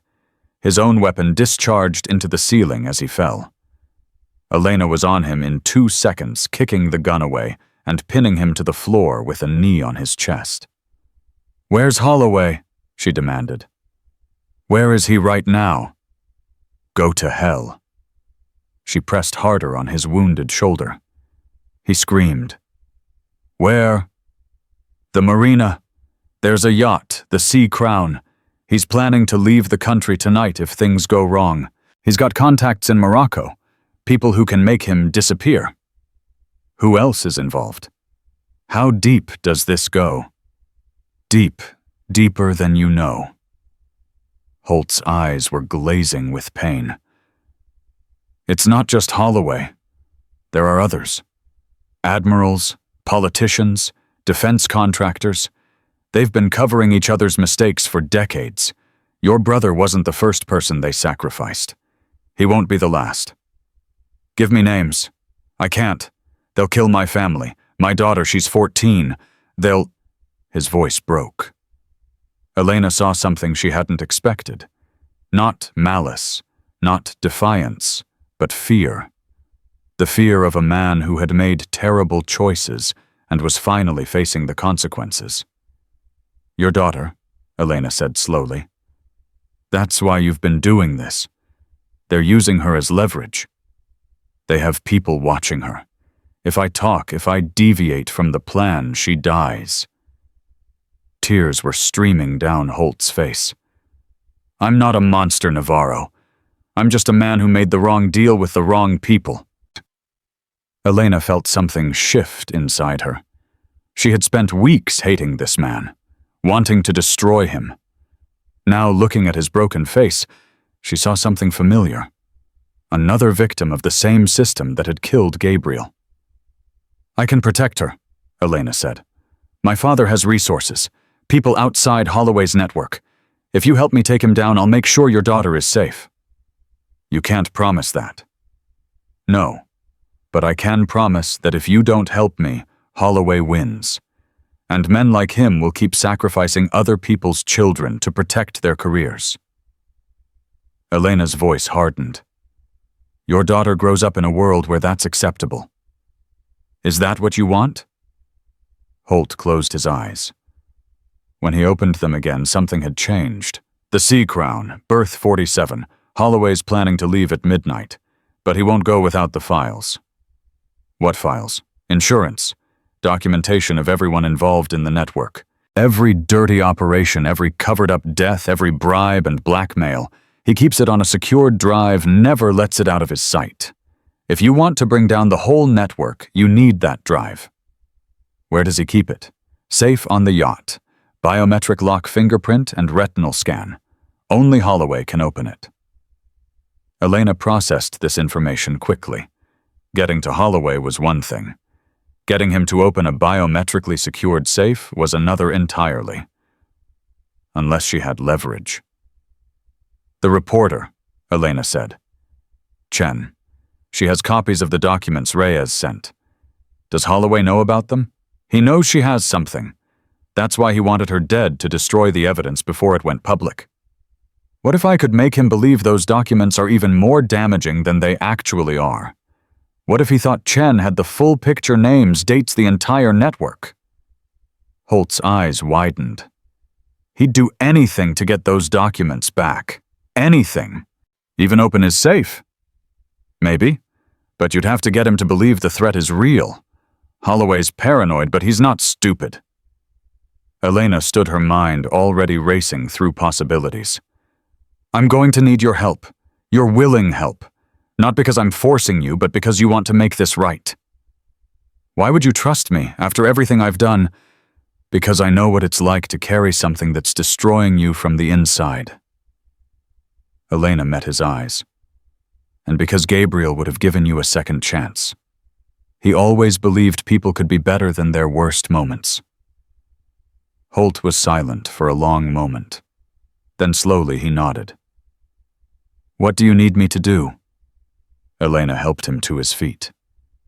First we need to find Sarah Chen. Then we need to make a phone call. Outside the bar, Chen was waiting in the shadows of the alley, clutching her bag and watching the street with wide eyes. When she saw Elena emerge with Holt limping beside her, she raised her hands defensively. What the hell, isn't he one of them? He was. He's not anymore. Elena guided Holt to lean against the wall. Change of plans, Ms. Chen. We're not running from Holloway. We're going after him. Are you insane? He has people everywhere, resources we can't match. He also has a weakness. That drive on his yacht contains evidence of every dirty deal he's ever made. If we can get our hands on it, we don't just take down Holloway, we take down everyone he's been protecting. Chen stared at her. And how exactly do you plan to get him to hand over evidence of his own crimes? By making him think he doesn't have a choice. Elena pulled out the burner phone she had taken from Holt. I'm going to call him. I'm going to tell him that you have documents that will destroy his entire network. and I'm going to offer him a trade the documents for his guarantee of safe passage out of the country. He'll never believe that. He will if Holt backs up the story. Holloway trusts him. He's been using him for 15 years. If Holt says the documents are real, Holloway will believe it.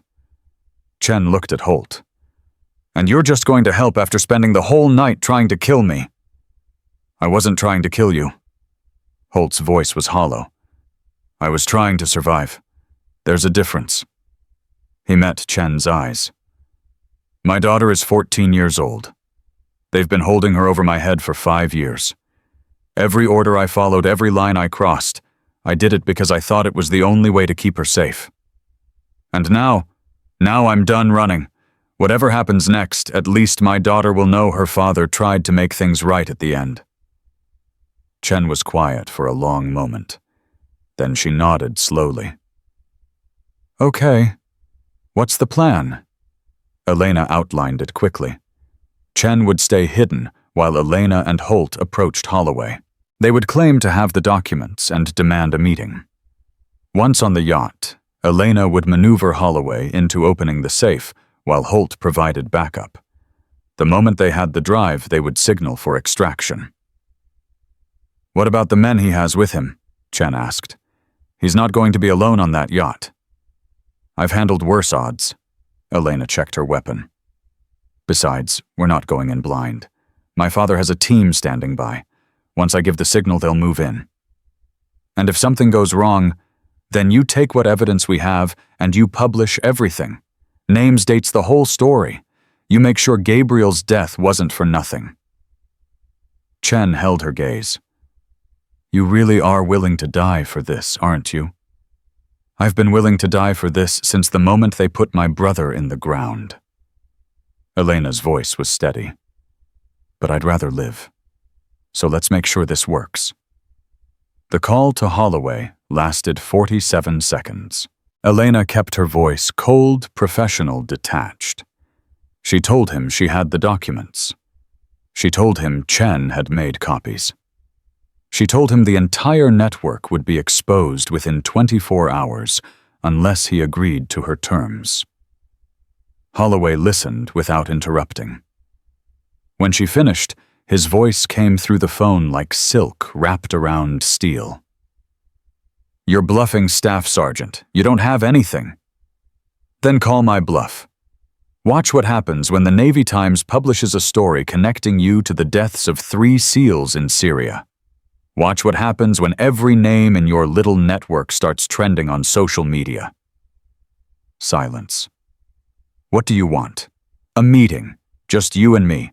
Your yacht, 1 hour. You give me your guarantee that Chen and I walk away clean and I give you the documents. Why would you do that? You've been hunting me for 7 years. Because I'm tired. Because this war has cost me everything. And because I've realized that revenge won't bring my brother back. Elena let her voice crack slightly, a calculated vulnerability.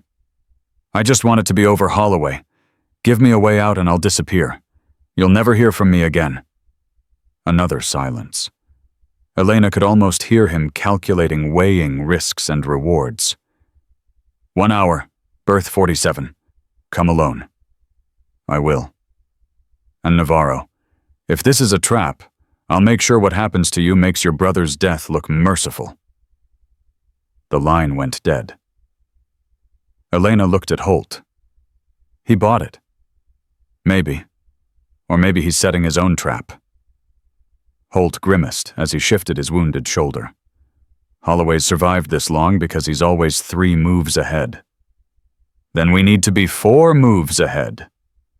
Elena pulled out the satellite phone she had retrieved from her gear cache near the motorcycle.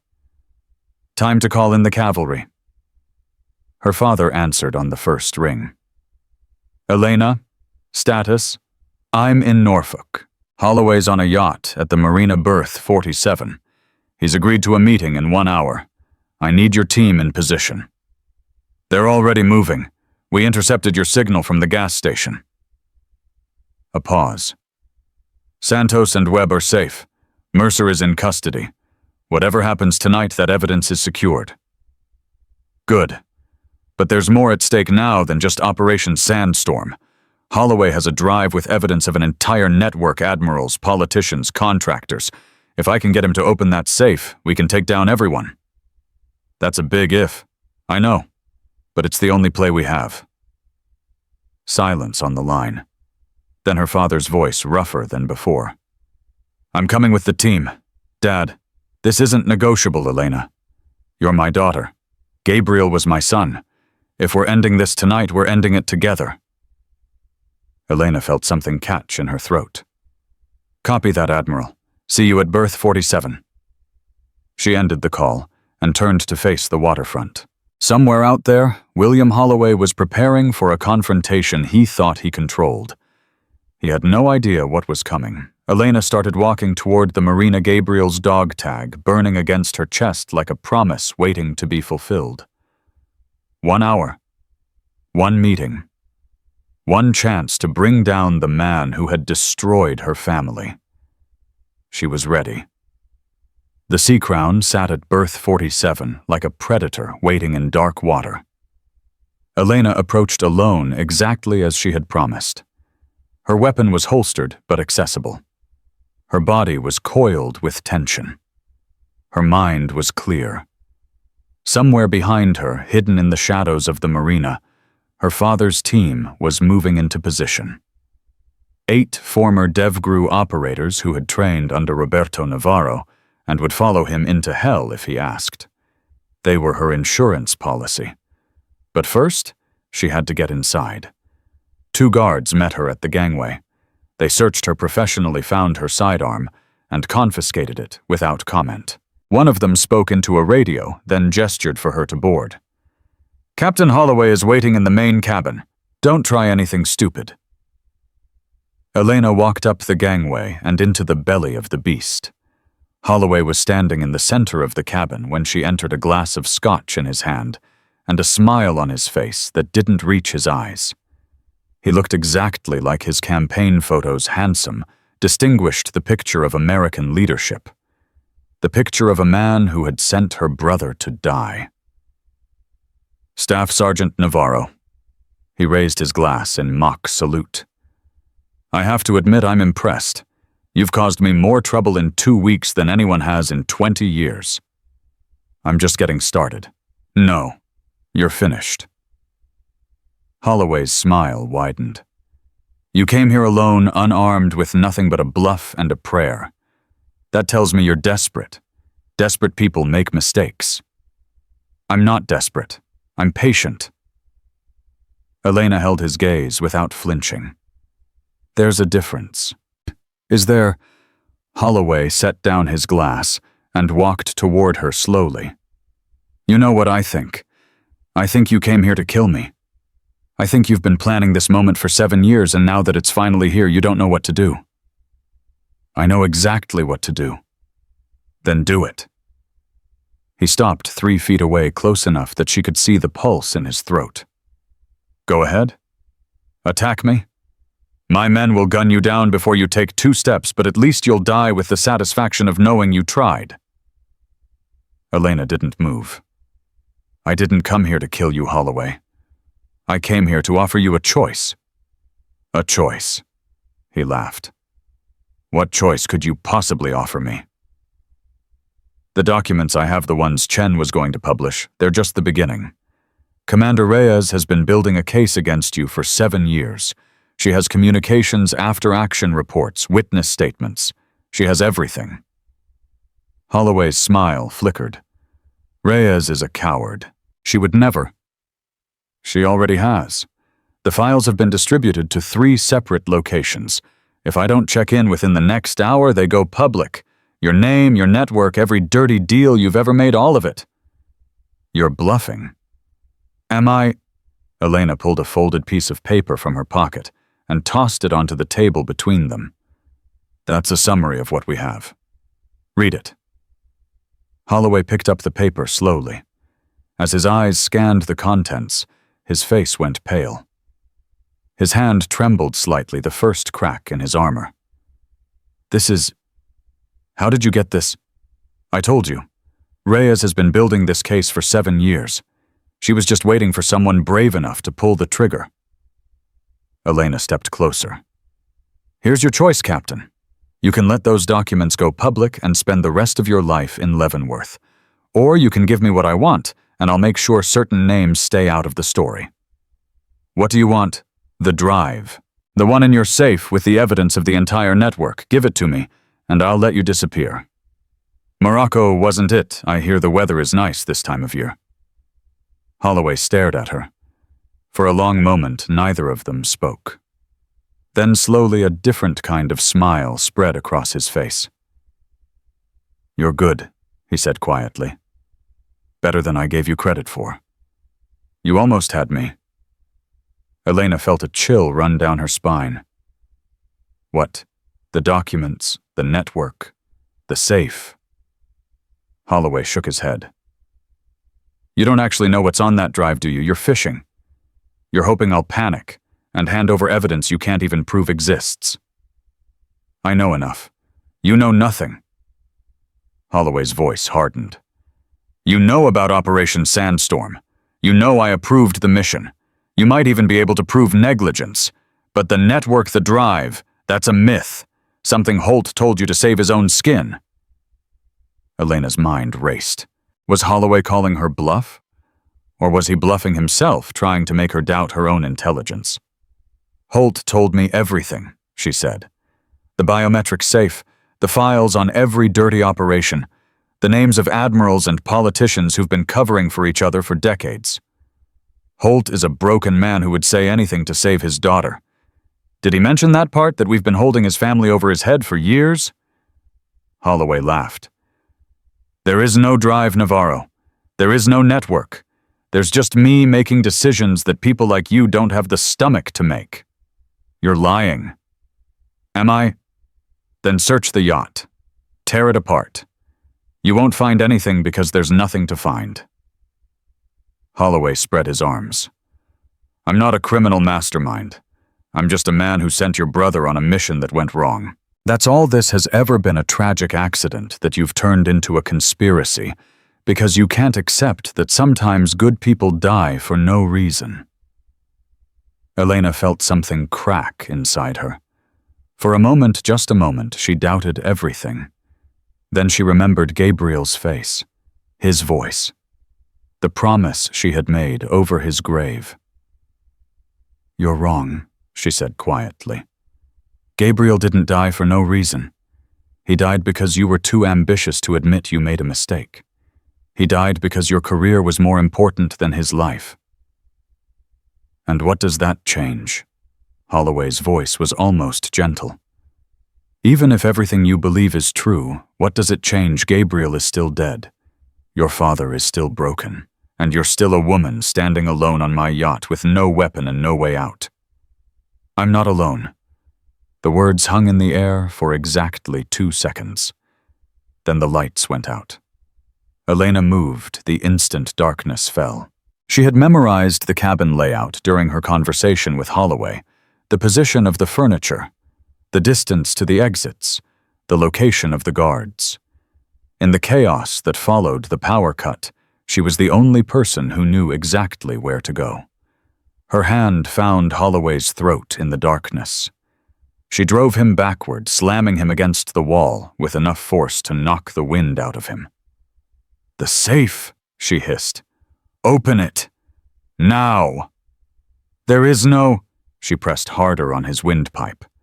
I'm done playing games, Captain. You have 3 seconds to take me to that safe, or I crush your larynx and find it myself. Gunfire erupted outside the cabin. Shouts, the sound of bodies hitting the deck. Her father's team was engaging Holloway's guards. 2 seconds. Holloway's resistance crumbled. All right, it's in the master cabin. Starboard side, behind the mirror. Elena released his throat, but kept a grip on his arm. Move. They stumbled through the darkened yacht as the sounds of combat intensified around them. Elena's heart was pounding, but her hands were steady. She had trained for this. She had waited 7 years for this. The master cabin was at the end of a narrow corridor.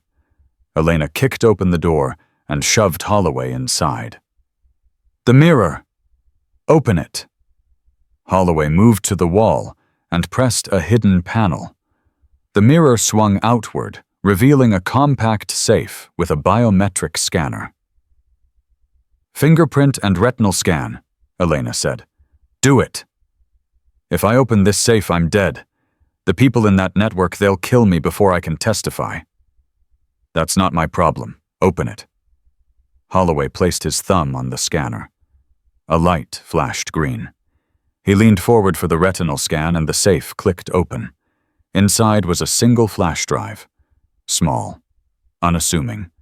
The key to everything. Elena reached for it. Holloway's hand closed around her wrist. You think this is over? His voice was different now, desperate, dangerous. You think you can just take that drive and walk away? The people on that list have resources you can't imagine. They'll hunt you. They'll hunt your father. They'll destroy everyone you've ever cared about. Let go of me. I'm trying to save your life, you stupid girl. Take the drive, and you become the most wanted person in the intelligence community. Every asset, every contractor, every dirty operator who's ever done business with that network will be coming for you. I said let go. Elena twisted her wrist and broke his grip in one fluid motion. She grabbed the drive and stepped back. You want to know why I'm not afraid, she said. Because I've already lost everything that mattered. My brother, my relationship with my father, 7 years of my life chasing ghosts. She held up the drive. This isn't about revenge anymore. This is about making sure no one else has to lose what I lost. You'll die for that, Principal.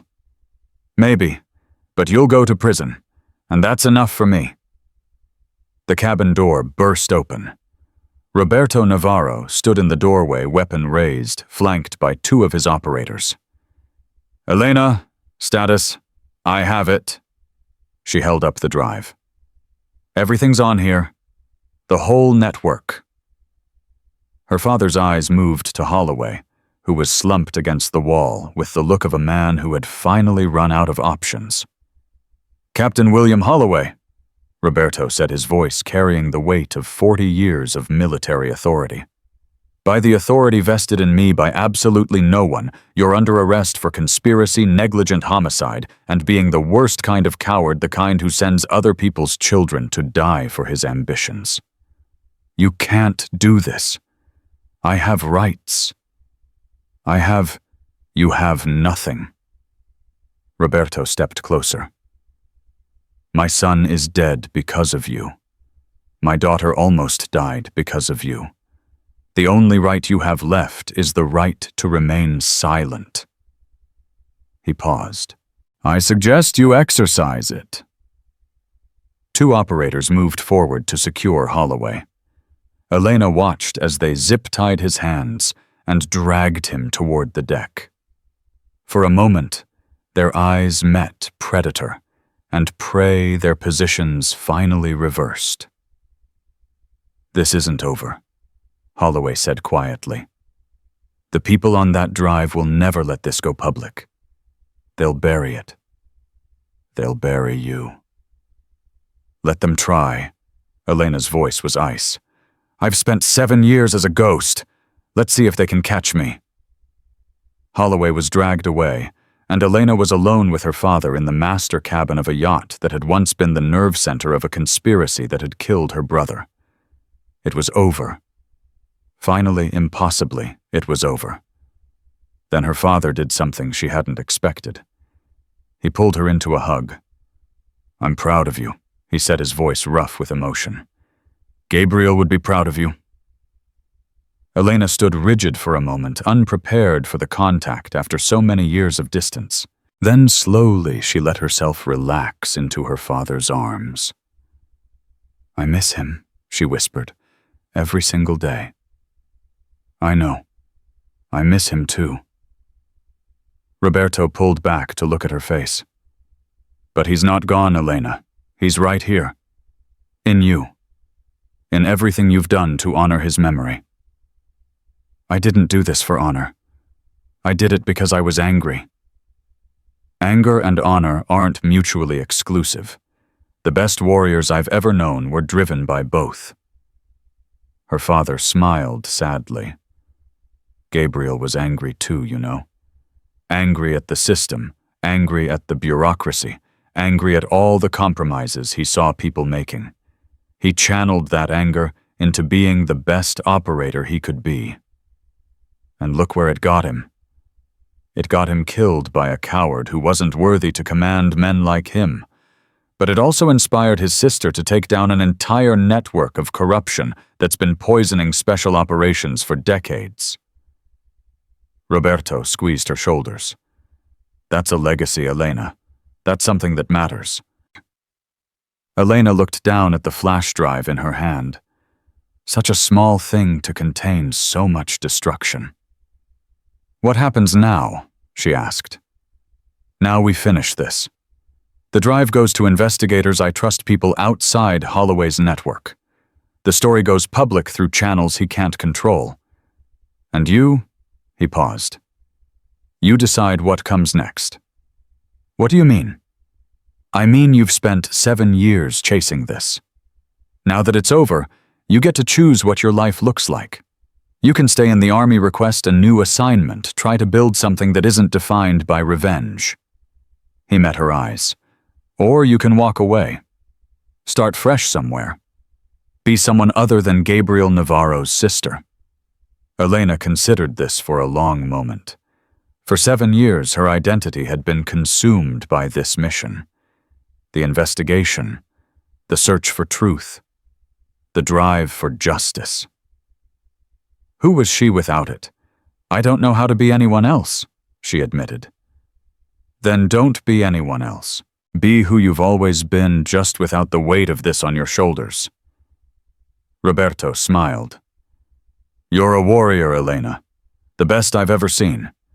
But warriors need something to fight for, not just something to fight against." "What should I fight for? That's for you to decide.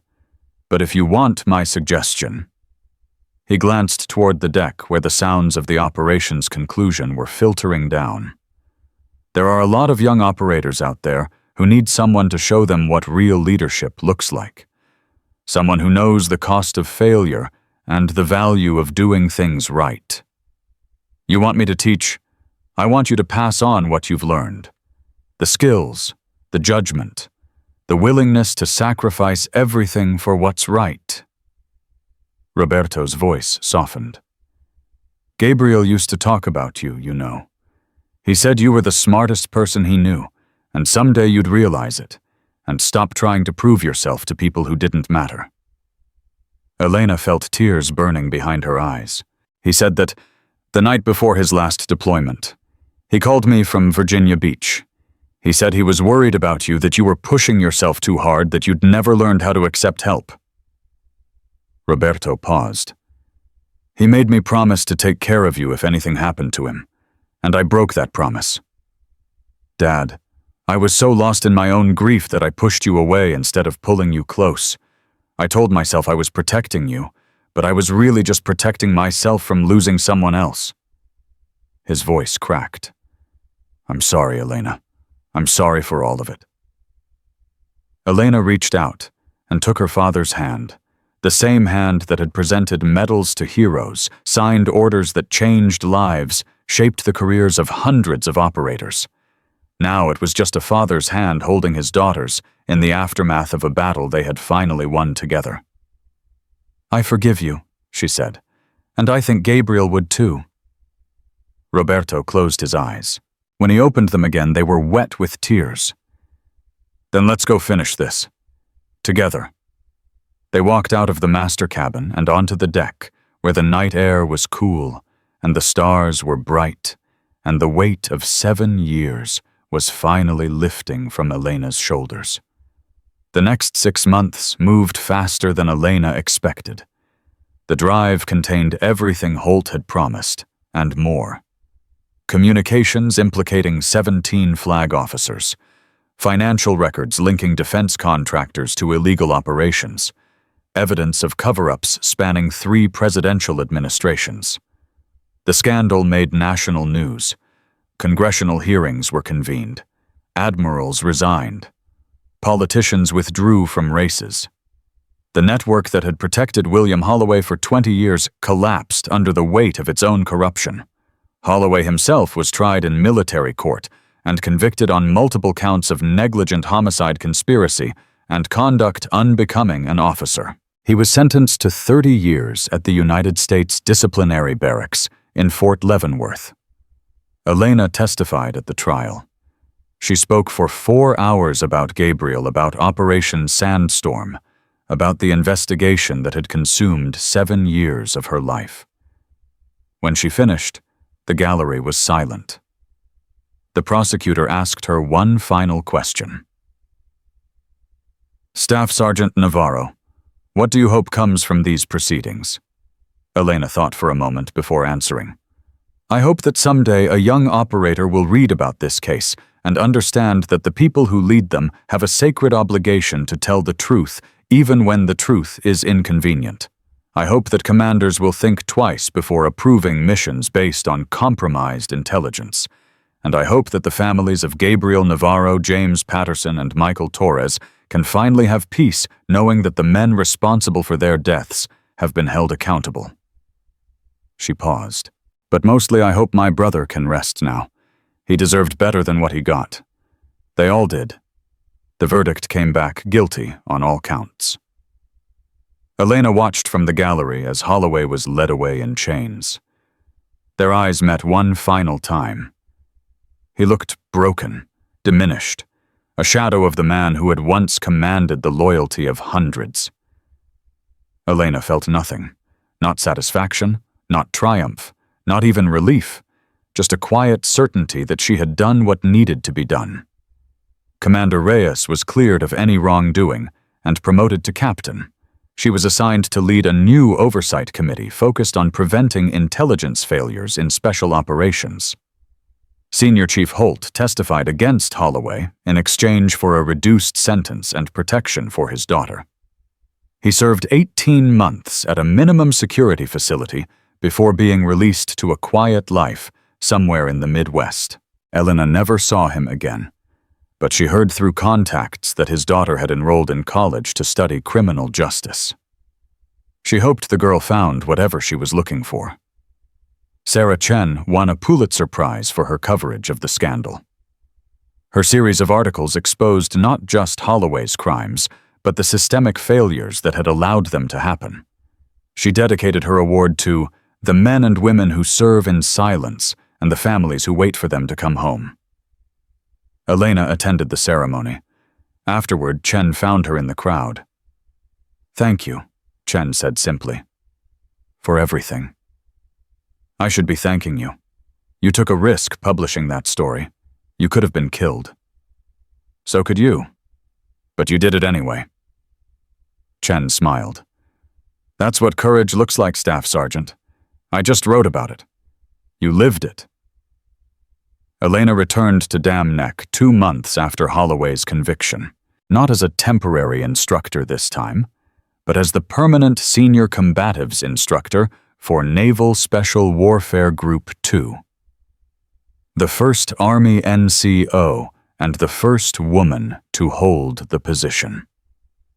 Her reputation preceded her. The operators called her La Fantasma, the Ghost, and spoke about her in the same hushed tones they reserved for the legends of special operations history. Elena didn't care about legends. She cared about the young faces that filed into her training sessions every morning, eager to learn, desperate to prove themselves. She taught them everything she knew. The techniques, the mindset, the willingness to sacrifice everything for the mission and the people beside you. But mostly she taught them something simpler, that true strength wasn't about physical power or tactical brilliance. It was about knowing who you were, what you stood for, and what you were willing to lose for it. One evening in late November, Elena stood outside the combatives' facility as the sun set over Dam Neck. The air was cool. The base was quiet. And for the first time since Arlington, she felt like she was standing on ground that belonged to her. Her phone buzzed. A message from her father. Dinner. Sunday. I found Mom's recipe for arroz con pollo. Thought we could try to make it together. Elena smiled and typed her reply. I'll bring the wine. She pocketed the phone and looked up at the sky where the first stars were beginning to appear. Gabriel was up there somewhere. She didn't believe in heaven, not really, but she believed in memory. She believed that the people we love never truly leave us, that they live on in the choices we make and the lives we touch. I did it, hermano, she whispered. I kept my promise. The wind carried her words into the darkness, and Elena could almost hear her brother's voice in response. I know you did, Lena. I always knew you would. She turned and walked back into the facility where a new class of students was waiting. Tomorrow would bring new challenges, new obstacles, new battles to fight. But tonight, she was at peace. The ghost had found her home, and she would never be invisible again. The work was hard, the respect was earned one day at a time, and Elena Navarro wouldn't have it any other way. Because that's what it meant to be a warrior, not the violence or the glory or the medals on your chest, but the quiet determination to keep fighting for what matters, even when the world tells you to stop. Gabriel had taught her that, and she would spend the rest of her life teaching it to others. That was his legacy. That was her purpose. And that was enough, was